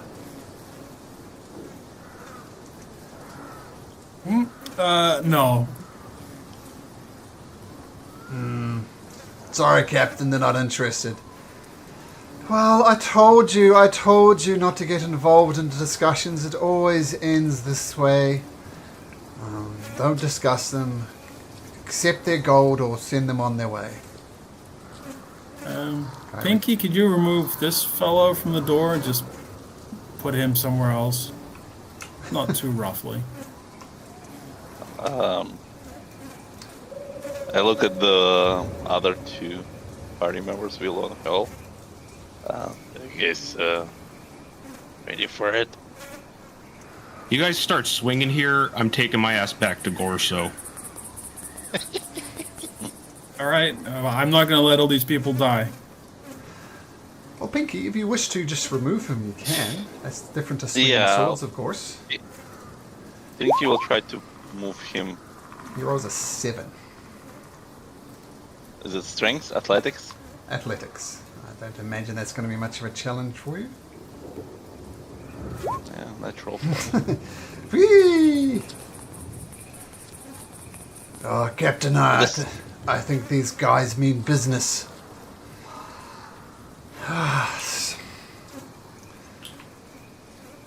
All right, I can talk from here, he says from the other side of the locked door. Oh, what is it that you want? What sad sob story are you going to tell me? That you're going to open the bridge for these people and let them pass. And we're going to give you the chance to denounce the Queen and join the free forces of Harveston and Gorso Make a persuasion check. in the rebellion against the Queen.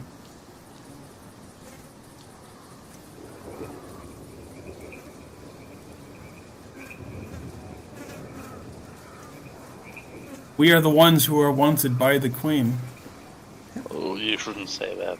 Persuasion. Oh, I know that, man. It's it. These guys, Let's see that persuasion check. well, yeah, okay. Persuasion. Oh, I can add that tactical thing as well on top of it. I'm gonna need it. Hang on, I've got heroic inspiration, so I'm gonna use that. Sure. Okay, yeah, 6, and I'm gonna add a D10 then on top of it. Who knows? 13. All right, it's a 13. All right. Come inside. Let's talk.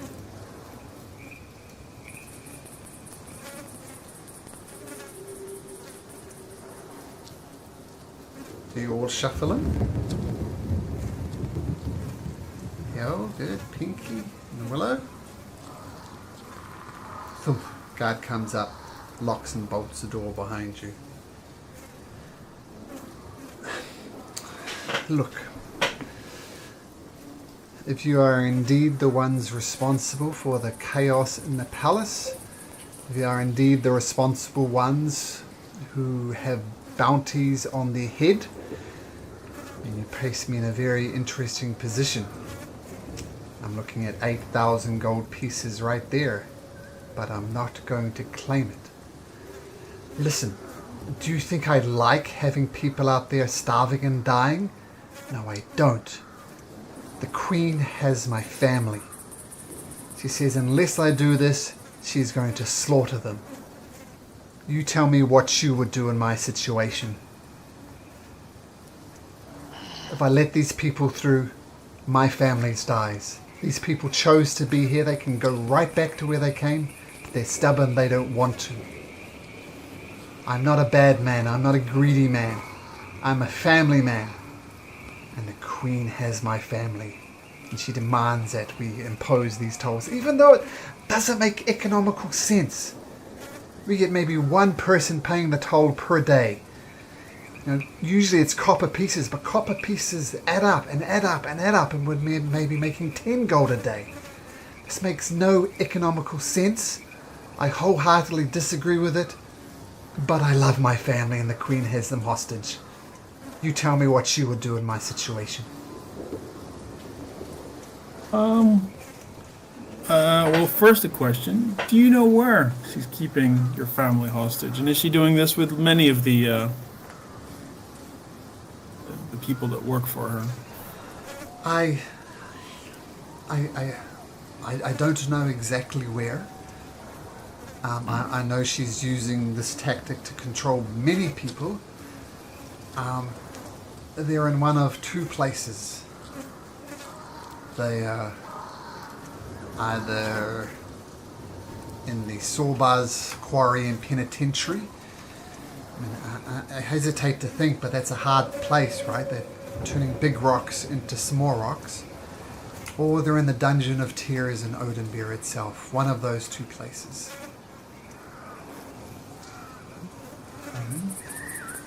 Well, we are heading in that direction, so what but we will see we might. If we can, we will rescue your family first off.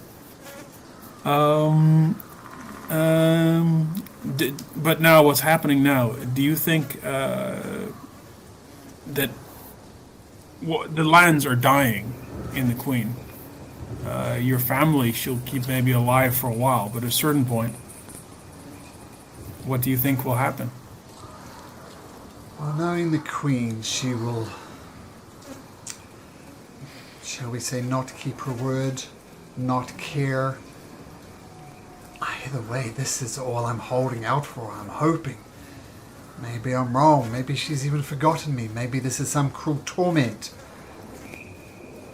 But on the slim chance that she's been truthful to her, on the slim chance that my family is still alive, I'm going to man this bridge and follow her rules. And what have you thought about something in between? Sort of a bit of she doesn't see the peasants or the people as people, so you let them pass for maybe a handful of gold pieces. So What if- there is some gold collected, no more than normal, but the people pass. I mean, What if, what?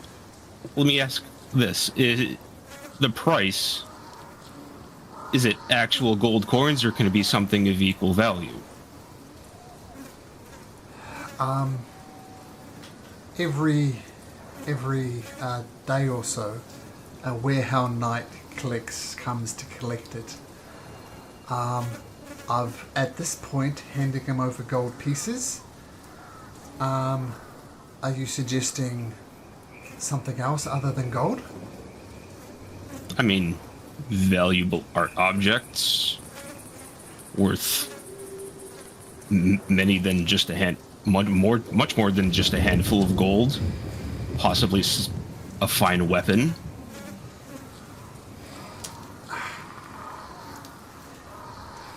Here's the thing. Let me ask you this question. Why do you think the Queen has done this? As I said, it makes no financial sense. Why do you think she has done this? to kill everyone. To make everyone miserable. Pinky raises She's his killing, hand. not miserable. She's out to kill the land. She's literally killing whole kingdom. I think she's Nope. same that what we saw in that other city we went. Remember, people suffering. That was giving power. Maybe that's what she does. I don't think she necessarily wants people dead. I think she wants them to suffer. I think she gets her kicks from people suffering. That's what she revels in most. I am suffering here. I'm doing an immoral job to save my family. That is a horrible predicament to be in. Dead people don't suffer. Sure, people are dying, but I think she's reveling in the suffering even more. So this is why I don't think she's particularly keen on the idea she's could make more money doing it the moral way. She's maximizing suffering on the land, and she's doing a bloody brilliant job. But to answer your question, if you give me a piece of art or a fine weapon, and I give it to the warehouse knights, as passage for it, I don't know, but I don't think that will be acceptable. I think it's got to be cold, hard cash, or nothing. But nobody's watching now. If you let them pass, Yeah, I mean, is there a then head count? I you mean, show up. I feel like what's your average day's take? What's a average week's take here? As I said, normally 10 gold pieces a day.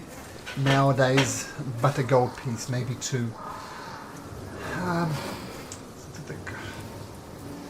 Make a persuasion check. Not sure who was saying. I think it was Willow. Was it Willow? Full class? I was asking about the price. Well, let's do show with advantages. You're all making the same sort of point. Persuasion with advantage.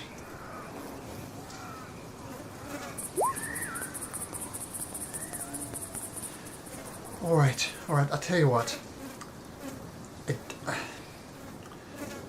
We can make this work. Firstly, I have two conditions, though. I don't know who you are, but if you have a decent amount of gold to cover these people, or say 75 gold pieces would cover it. Well, first of all, can you cover that? 75 gold pieces. We can. What's the second condition? The second is that you rescue my family. Do whatever you can to rescue them and bring them here. If they're in that prison, which is outside of the capital, that is something we could, which could be possible. Because inside the capital is the dungeon, right? Yeah, And we'll that be has back dome on it. in Oathbreaker, but probably in the farther future. But we can certainly add the quarry to our Yeah, that's down there. That's in the short-term direction we're going. objectives. Yeah. I'm sorry. I understand your hesitancy in going to Oathbreaker. I personally wouldn't go there with the stories I hear from there. But my family might be there as well. Mm-hmm. Feel free to check the quarry first, but if they're not there, please, please, please, please, please, please. Of course. We'll do what we can. That's for sure. That's what we're doing.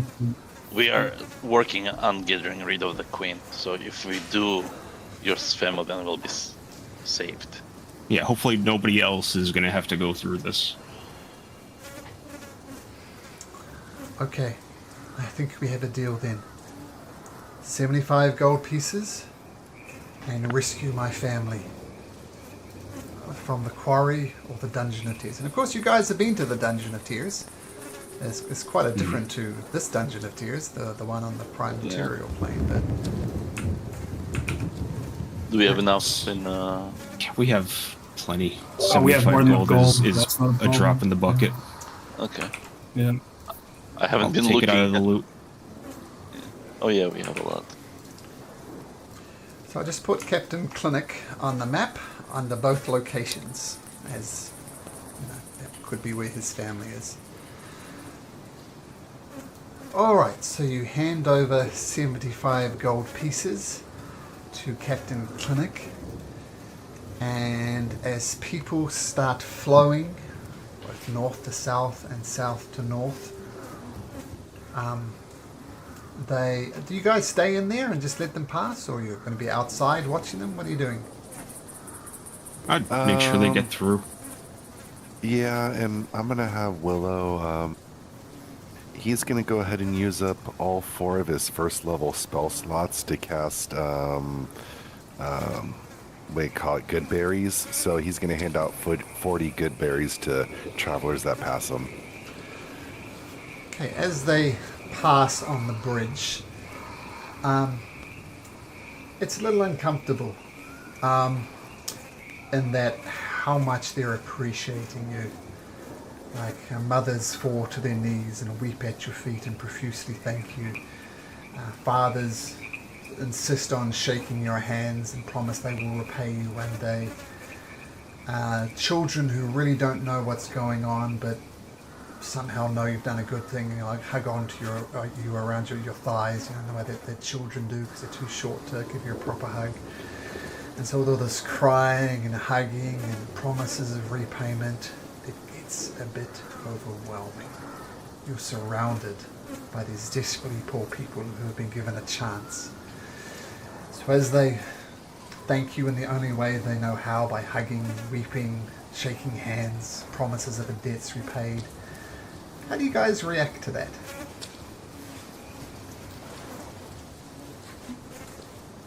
Just try to make a funny face at the kids or something.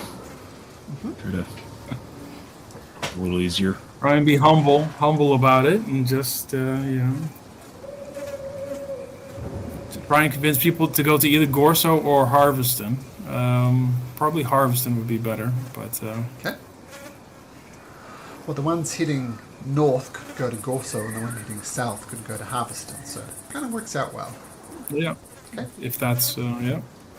How does Willow react to this? this praise, this pathetic almost thank yous? How does Willow react? If he sees anyone kind of like bowing or kneeling before him, he'll kind of like use his hands to kind of like offer to like lift them back up and go, I don't need any praises. Please just be safe and watch out for yourself. Oh, blessings of the gods be upon you and your friends. And then move on. What about big old Pinky? How does he react? Pinky feels uncomfortable. He kind of like tries to stay away, but then after a little while he says, mostly to men, like, next time you're going to drink, raise a cup for Lord Salamander, toast to him. Anything you say, sir. And with that,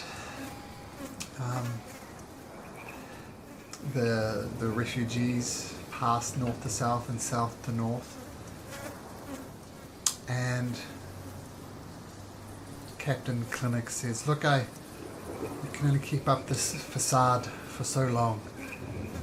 I'm sure you have places to be, but please get to my family as soon as you can. Indeed. Yeah, We will. as soon as possible.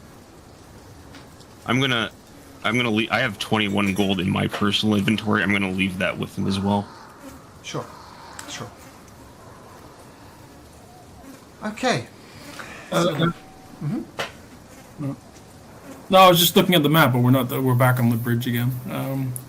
There's We could I cut guess across. we crossed. We could cut across quite easily.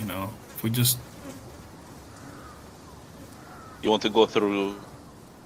Well, yeah. Instead of going all the way around, I mean, it would just be one section of swamp, and then we could check out the penitentiary, or was it the quarry? It's both. It's a quarry and a penitentiary. The prisoners Bust rocks. It's a hard labor labor camp. Exactly. I mean, if they're not using it at all, here's something we have to take into consideration here. How are they going to get back? If there are people at this quarry, they're going to either have to go through the swamps or going to go all the way around. Yeah. Well, I think they'd rather that than be in the quarry. How much time do we have? They could go around like that to harvest them. I mean, right now, I think for now, because we have a date with that Ziggurat, right? We could just scout it out, and then maybe on the way back. Where are we on our timetable here? 4 days. So we were told to be there in 3 weeks, and we went from. That was when we were at the White Gates workshop. So we went from the workshop to the overpass, and then we went to Gorso, but we stayed like 1 or 2 nights in Gorso, and now we're heading this direction, so we just got to add it up. It's 1 day per. Hex, yeah. Where? I mean, 1, 2, 3, 4. Right now it's 4. So I would say 10. I counted 10 so far. I don't know if that's accurate. I counted about 12. Plus a couple of days in Gorso. Yeah, that's why I said count it as 12, because Oh, for I a see. couple days. Okay, so we'll say 12 days. So yeah, we had 3 weeks. Yeah, so we got 9 days left. Okay, so we could try and we could see, right, if this swamp over here is not too bad, we could do the jailbreak, send them back, and then we could go. Along the water here, is it just cliffs, like along the river?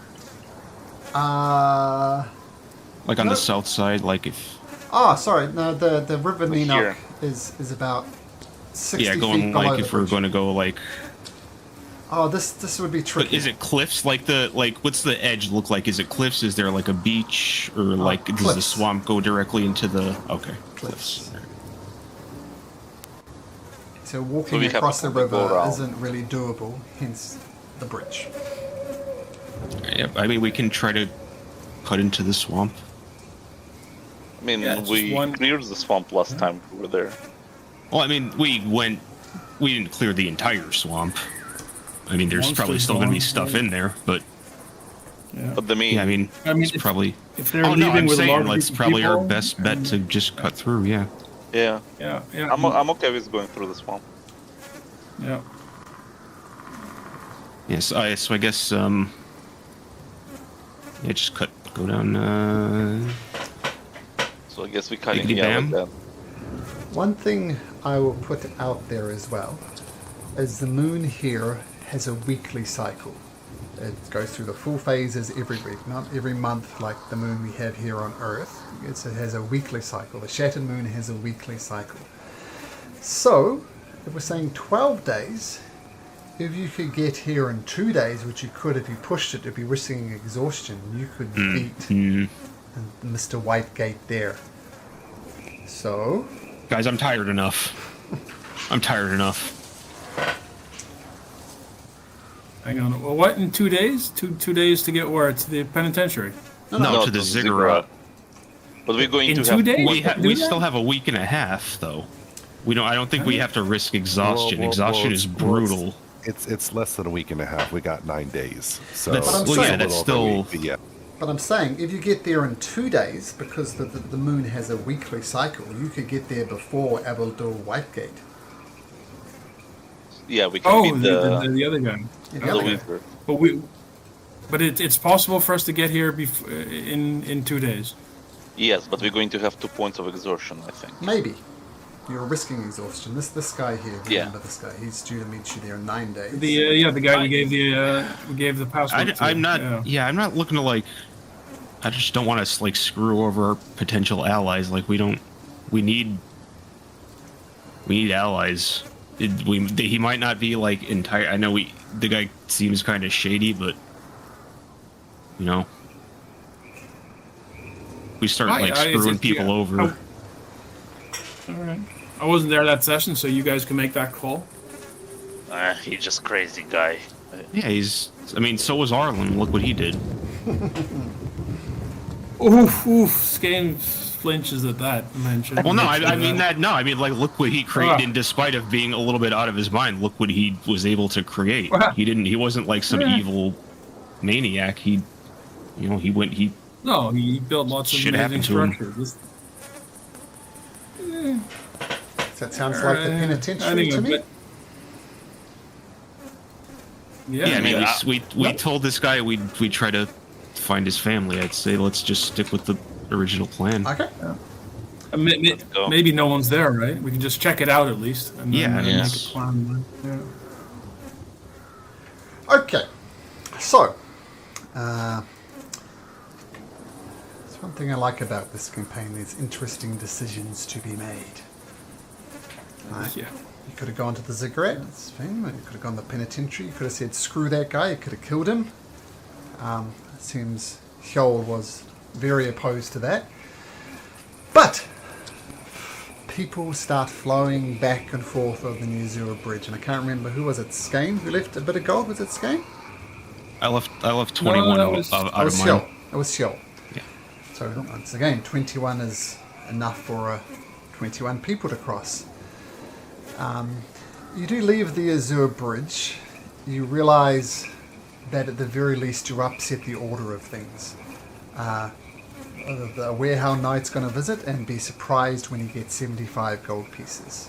What might that mean? We'll have to find out.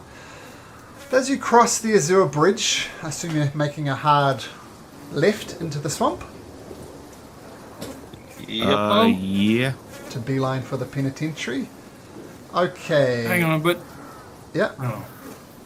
But I mean that's going to be very suspicious. I thought more that he would just give them, the Warehouse Knight every time he'd give them like 2 or 3 gold.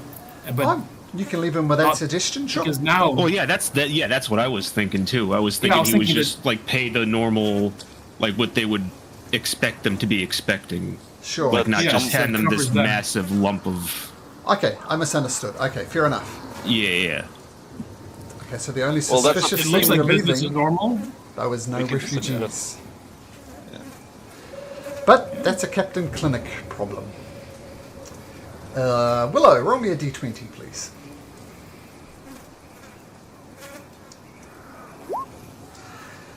You push through to the swamp. it's a little disconcerting, as if you remember, Kalzar, the troll that you fought, claimed this as his own, and he very much marked out his territory with pikes of various animals on there, like alligators, frogs, which is skewered, and there's a few humans as well there, just planted as warnings for people not to enter the swamp.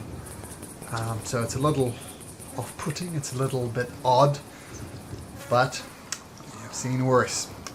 Nothing happens on the first day apart from moving through this swamp. You move forward the next day. Let's say Hjoll, roll me a d20.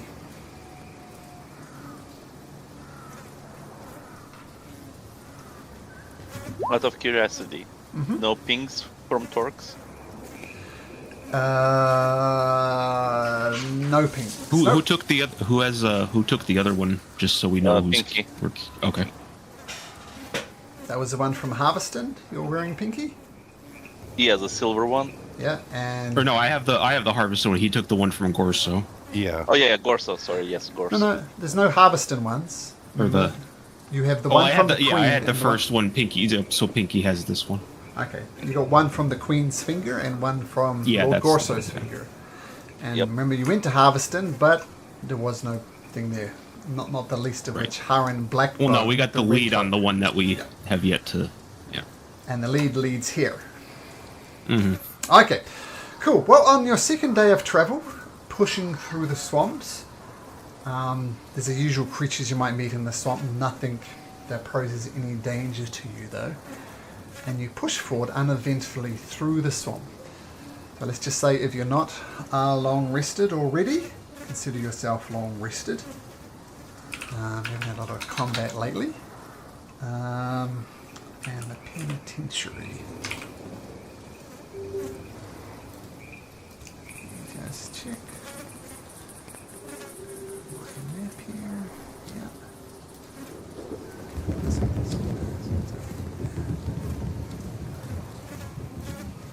Okay.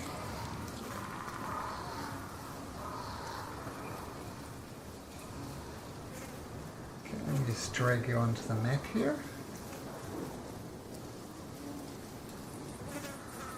Go. Pinky. Skame. And Willow.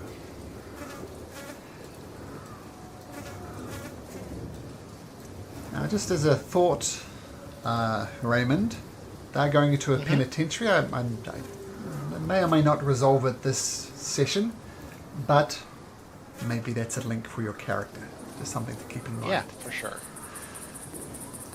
Okay, so you approach the outskirts of the penitentiary, and this is what you see. You see the gates, which would normally be closed, I mean it's a penitentiary, and you glance inside and you see blood everywhere. You see these massive huts that presumably housed prisoners. You see the entrance into a mining shaft to the north of the town, but there's a lot of blood and not a lot of motion. What We do you do? hear anything? Make a perception check.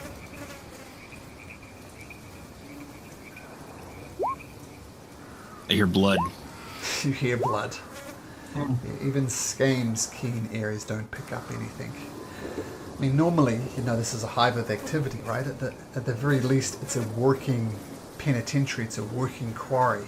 Expect to be a lot more action. But blood. Gates And sorry, open? The gates yeah, are wide that's what open. I was gonna ask. No guards, All right. nothing, right? Huh? Yes. How high is the wall? Oh, a good 50 feet high. Okay, well, Skame will fly up Yep. and land here and have Are a there look. bodies anywhere? Yeah, I was gonna ask the same. Is Uh, it just blood and no bodies? Don't see any bodies, but there is a lot of blood. That's unusual. Usually there would be dead people with that much blood.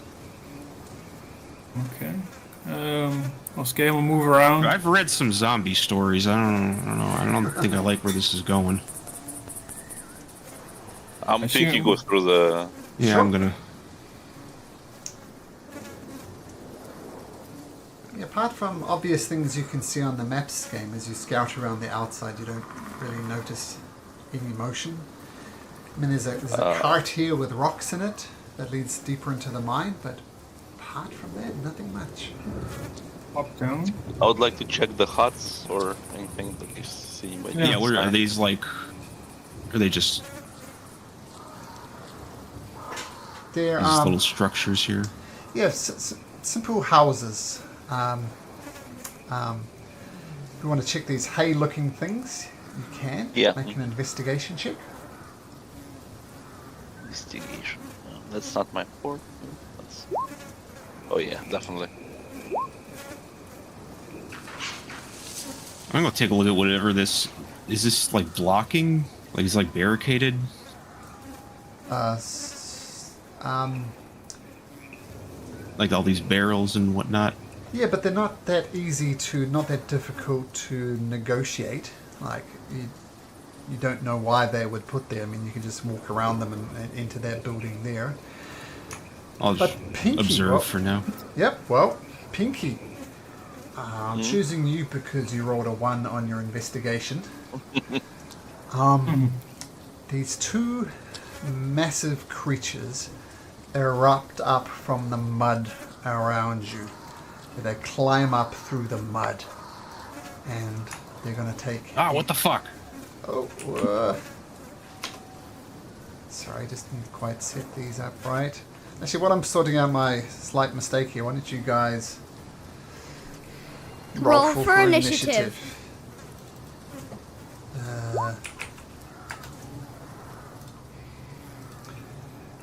All right, good luck with that, Pinky.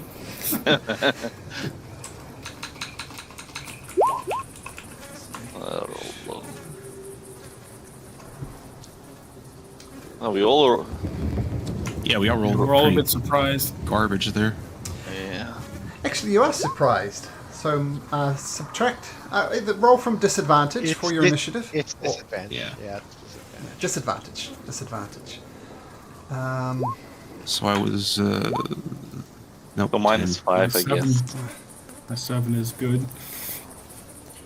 Or bad. I roll with advantage, Malcolm, but I'll just treat it the other way around. So I'll take 5. Sure, if you roll at advantage, then yeah. Roll normally. Now let's roll for these guys. And I'll see if I can...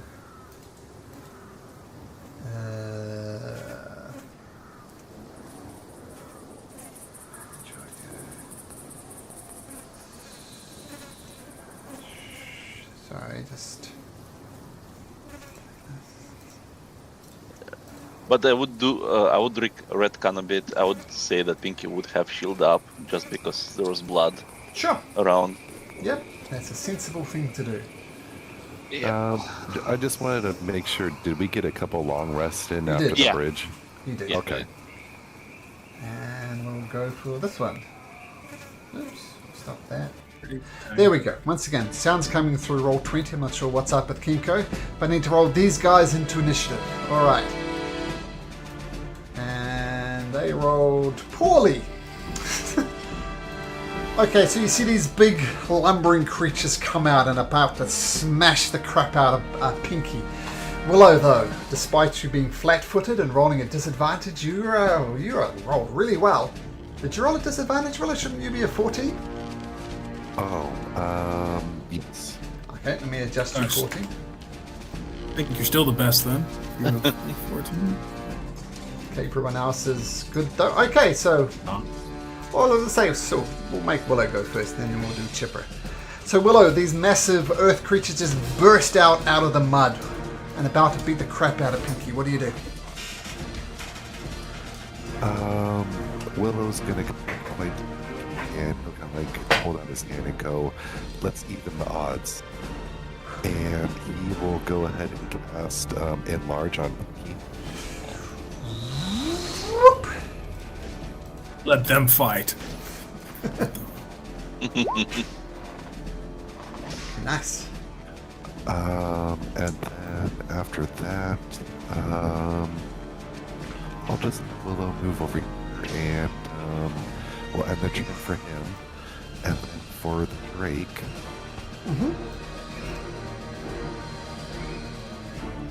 We're gonna have it run over here, and we're gonna have it do a bite attack. Okay, great.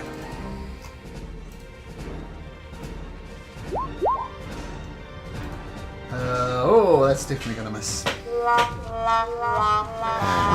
And from there, we're gonna end the turn on Willow. Okay. Now, just to be clear, for the purposes of combat, Elijah is an extra D4 damage. That's how 2024 works. Yes. Okay, Yeah, great. there's some other advantages, but I already have those. Like there's athletic advantage and stuff. Okay, cool. Okay, so Pinky grows up, and Chipper the Woodpecker. What's Chipper the Woodpecker got? Chipper is gonna do its little tweet, but it's gonna fly by and give advantage to this one. Okay, perfect. Okay, nice little flyby attack. Cold, you're also quicker than these earth elementals. What do you do?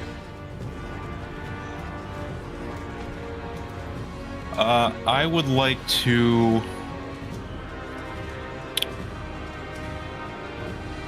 So,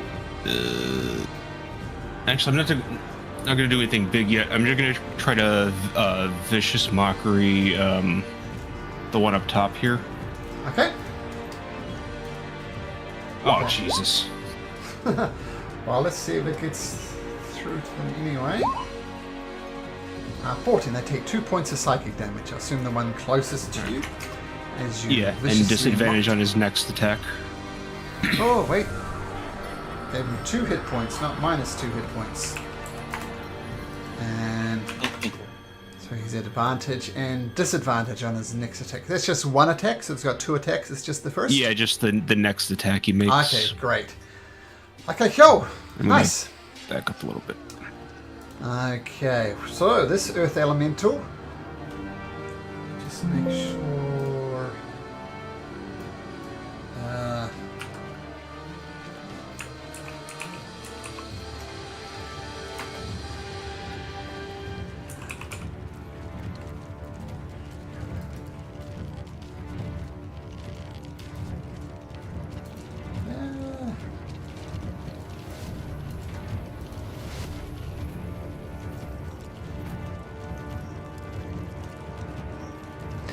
Okay,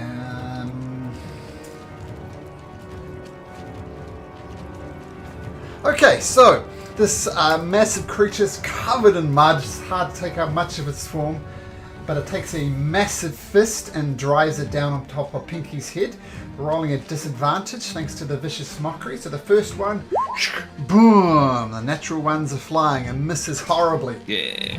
Thanks to the disadvantage. But the next one is going to roll straight. And it rolls a natural 20, just to even things up a bit. And you take... I will use Torque though. Oh, okay, so we'll half this. So you take 16... You take 12 points of damage as you use your reaction to activate the Torque. So one good hit, probably at the absorption, it doesn't do as much damage. Doesn't have disadvantage anymore on its attacks, but boom, boom, they're looking like they're trying to bury Pinky under flurries of blows. Scheme. All right. Let's see. This is the one we have advantage against. The next attack. No, the one with The the top plus one. on it. See Oh, the little plus. Okay. Yep. Well, Skane will hop over here, and he will attack this one with advantage for the first attack. Sure. All right. First attack, 2 rolls. There we go. That's a decent roll. That should hit. 24. 24 definitely hits. Okay. I'll add a elemental strike on top of that. Let's just get the damage done. So that's 19 because it's including sneak attack, and then another another 7 force damage.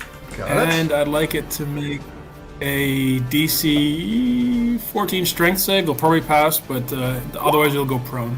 15. They're big boys. Wow. All right. And okay, next attack with advantage. Yep.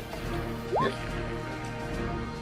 16 It's misses. only a 12 misses. 16 misses. All right, then I will action surge and attack again. Sure. The 25. That's just straight, right? Because you lost your advantage. You didn't hit with that. But 25 hits. Yeah. 25 hits. The next one will be an advantage, though. Okay, so this is 15 damage. There's no sneak attack Not 15 damage. or no fire. Ah, Well, no, it's even worse than that. Well, first of all, oh. math's confusing me. 12 piercing damage does it, and it actually takes the fire and sucks it in and heals for 3 points of damage. As fire absorption.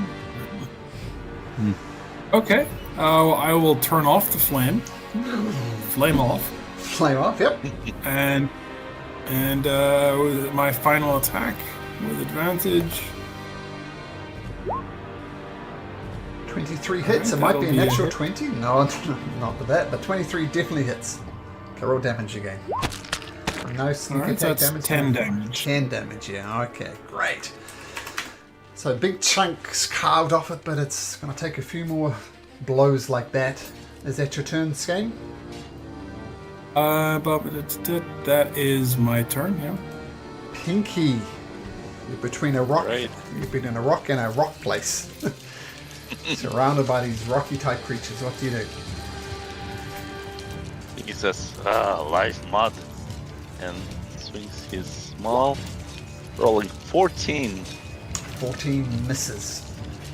Or more that you hit it, but you just slive off pieces of clay from it and muck. No net damage. It's not like you miss, you just do no damage. Oh my god. Oh man. A lot of swinging, a lot of missing. You're not I'll channeling do wards. action search. Sure. Channeling Sign Mondo with his maul. Yeah. There you go. Sorry, I was just marking it off so I don't forget. Sure. Alright, let's try again. Oh, That here we much go. better. Natural 20! Natural 20! And the strength save. Rolls a 22, so don't think he gets toppled. It's a constitution save, not strength. Well, I rolled a. Let's see, I rolled a 17. Actually, his con modifier and his strength modifier are the same, so Same, regardless, okay. it doesn't get toppled. And Alright. it was the top one, the one that's game hit. Yes. Yeah, the top. Um, Okay. and I that's roll. And I roll. Is it 2d6 or 1d6 on critical? 2d6. 2d6, right? 2d6, yep. So another 2d6 on top of that. Oh, nice. 10 on that. 10. And Beautiful. for enlarge, it's d4, but is it d 2d4 right now or 1d4? You double the dice. So since d4 is a dice, you can roll 2d4. Oh, nice. So 7 on top of that as well, due to enlarge. Beautiful. Oops, what happened to that? That was the third right swing, so I have one more. Yeah, one more. 25. 25 hits. Ah, damn it. Don't you get an extra attack with a bonus action if you roll a crit? I think so. That I was only- about to check. I think so. So Okay. let's, So roll we do. d4. So 17 on that one, on that hit. Okay, got it. So with that attack, I'll actually have my Drake use its reaction to infuse Pinky's Strike to do an additional 1d6 damage, which will be cold damage. Which will in fact be 2d6 damage. So roll another 2d6 on top of that. Whoa, okay. Okay, and that's cold damage. It doesn't absorb that. Fantastic. Alright, let me double check the. I think it's called heal, right? No, not heal. Immediately after. Yeah, it's heal. Yep, it's this. Okay, yep. So one more attack. Assuming you have your bonus action, which I think you do. 20 hits again. 16 bludgeoning. 17. It's, 17. Because of enlarge. Okay. All right, that's it. That's all I could do. That's a lot. Gradually wearing this thing down. Fantastic. Now, the elemental doesn't like you. Nothing personal, but it just doesn't plain old like you. And let me just check. Is there anything special on top of that?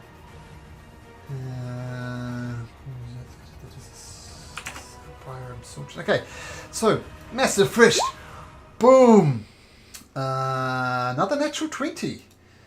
Oh my. So that is 16 plus 16, so 32. But because of the torque, goes back to 16. That's its first hit.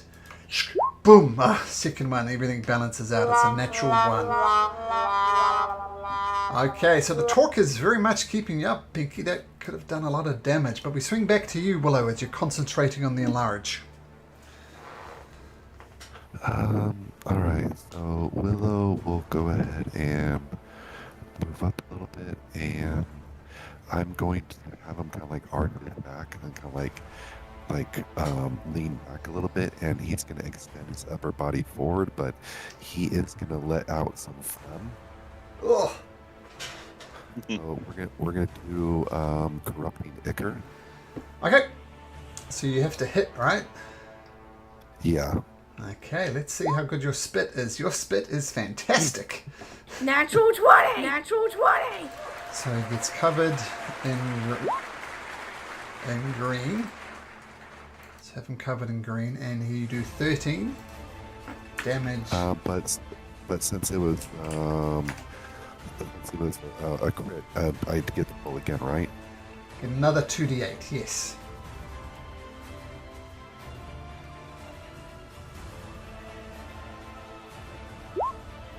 Another 9 points of damage. Ugh. Okay, I'm going to say that as he burns in future rounds, that we're not going to double the dice. I think it's a fair ruling. Okay. Okay. And then, so that'll be it for Willow, and I'll have the Drake attack the one on the bottom. Hold on a sec. Is corrupting ichor concentration? No, it is not. Oh, okay, nice. Free spit. Okay, the Drake. So technically, the elemental can wipe the phlegm off using an action. Mm-hmm. Yep, got it. Okay, so let me do the Drake bite attack.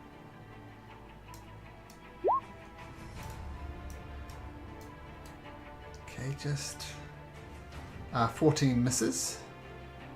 Alright, no worries. That'll be it for the Drake and Willow.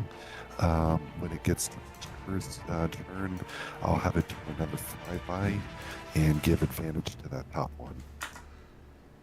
Okay, just a second. Oh, yeah. Pretend you didn't see that. See what? I don't see anything. Good.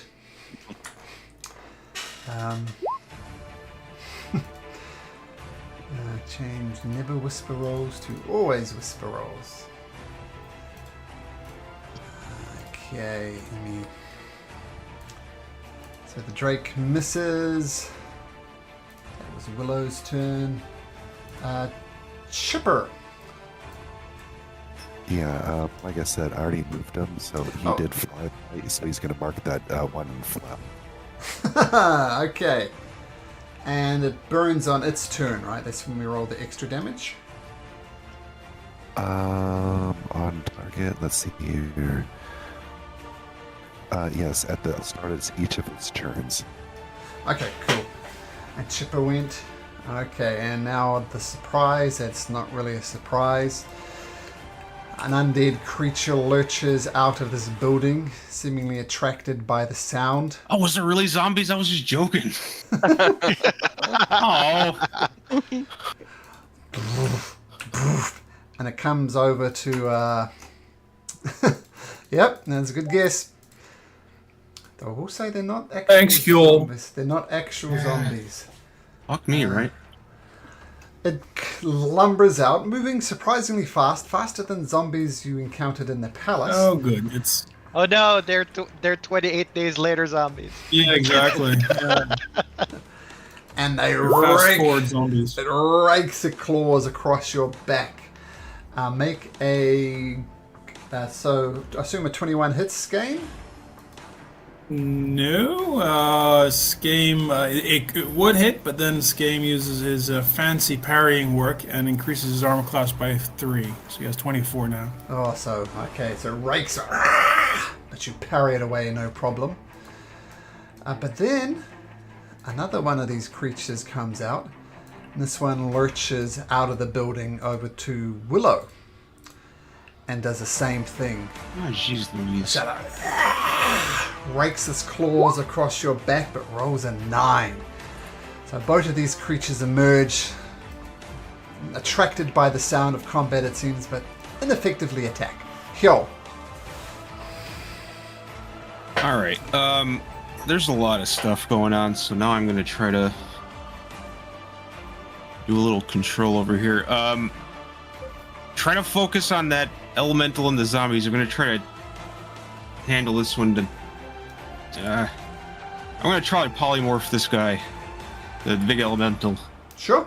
I'm gonna try to polymorph him into a crab. Okay. What's Just the a crab. save? It is 16 wisdom. Okay. It has a completely flat wisdom modifier. So I'm just going to roll a d20 and it needs to roll a 16 or higher. Oh, you motherfucker.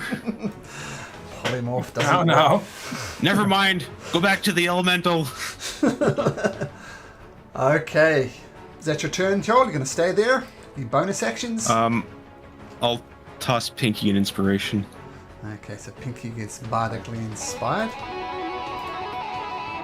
And the elemental burns a little bit. How much does it burn, Willow?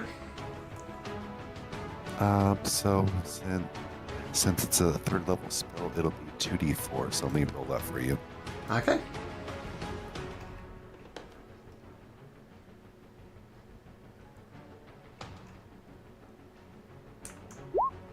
Four points. So try to hit Pinky. Skame come up. 1 to 3, it's Pinky. It's Skame. So Skame, it comes back and kind of backhands you with a fist. Boom! Rolling a natural 20. Oh, that was. Yep, natural 20. All right, so that's going to be a 24 or higher, I guess. Yeah. All right. Okay, he hits. So I did something slightly wrong, so I'm just going to roll this manually. You take 48 plus 5 damage. You take 23 points of damage as it boom bashes you. Comes back with another one. This time rolls a 17, which I imagine just bounces off your parry thing. He just jumps out of the way, I think. Yeah. Okay. All right. Ouch. All right. Another one of these creatures comes out. Roar, and comes over towards Willow. Once again, trying to rake its claws across his back. Whoosh, 17, Willow? Oh, no, 22. Miss. Misses easily. Skame, you're between this undead creature and this slowly dissolving elemental. What do you do? I am going to go after the elemental. He's almost down, so Sure. let's finish him off. With advantage, Hopefully. thanks to...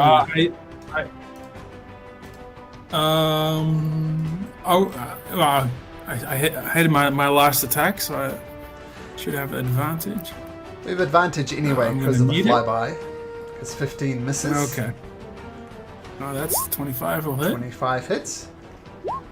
So it'll be including sneak attack, so it's 13 damage. 13. Definitely not infusing it. I can Okay. now get advantage And then again.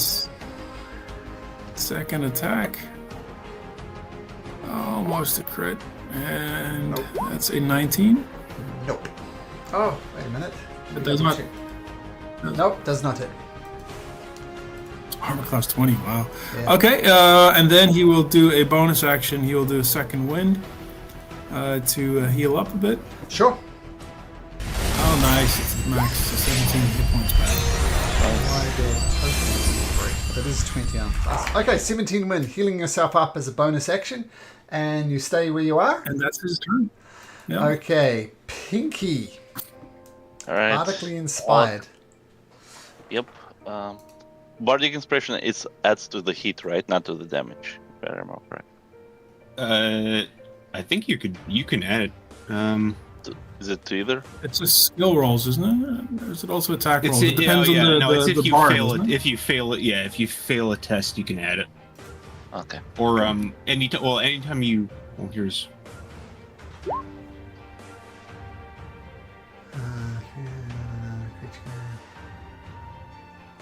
A D20 test. So anytime you roll a D20. Yeah. Oh, It's anything, really. Right? Malcolm, I'd like it the elemental I hit just to do a strength save. So when I Oh, sure. oh, hang on, I forgot to do my thing. Lamar, that's right. Leave it. 9. Forgot. Rolls a 9. What happens to it? Okay, well then it would go. Is it toppled?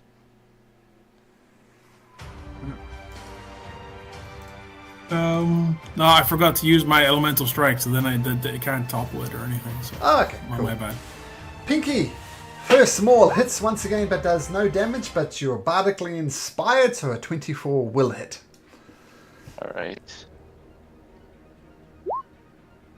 16 damage plus d4. You turn it into a pile of muck. It's dead. Nice. Alright. So then I'll attack the other elemental. With a bonus action, if you like, since you just killed something. Yep. It's an extra attack. Yeah, sure. Swinging once again. Oof. Oh, that's not That good. misses. And then last attack. Oh, you just can't make Oh, up there your we mind, go. Pinky. I'm going from like one extreme to another extreme. Alright. So I'll reroll the 1. At the moment, it's 9 plus another 5 plus another 5. 4. Roll. And then another 4. No, another 5. Another 5. Okay. Huh? Sorry, I'm just talking out loud. So it does. You did 9 plus 5 did 14 points of damage, right? Yep, and then I'll roll another die for another 2d6 because Yep. of crit. Yep. 2d6. 5. And another 2d4 because of enlarge. 2d4. Yep. Another 5. Okay, fantastic. Alright, that would be it. I already used bonus action. Okay, fantastic. All right. The earth elemental that you just hit is going to try and slam into you for another natural 20. 14, which misses Pinky. I was hoping for one, but it didn't hit. The second one is a 27. That definitely hits. So it does... 20. What was it? 27. Yeah. Yeah, And you're at 20, right? 22. 22. I'll try to cutting words it. Sure. I do have damage reduction. Yeah. What does 15 bludgeoning reduce to 7 thanks to the ring? And one more undead creature emerges from the cabin, once again attracted to the sound. Only the chance 1 to 2. It's game. It's Game help. Willow. Jesus. As you get surrounded by these creatures, and once again it goes to rake down your back, Willow. Rolling a 27. That'll hit. So, 5 slashing, which isn't much, but more importantly, can you make me a Constitution saving throw, please?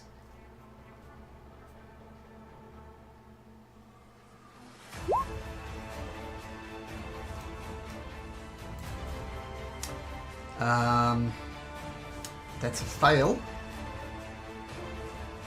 Anybody do anything about that? I don't. I don't have anything I can do for it. Unless it's against the... No, I'll use my reaction. I got nothing. I have a heroic inspiration. Sure. Oh, So what would I need to do for that? Just make another Just re-roll Constitution it. save. just re-roll it. Yep.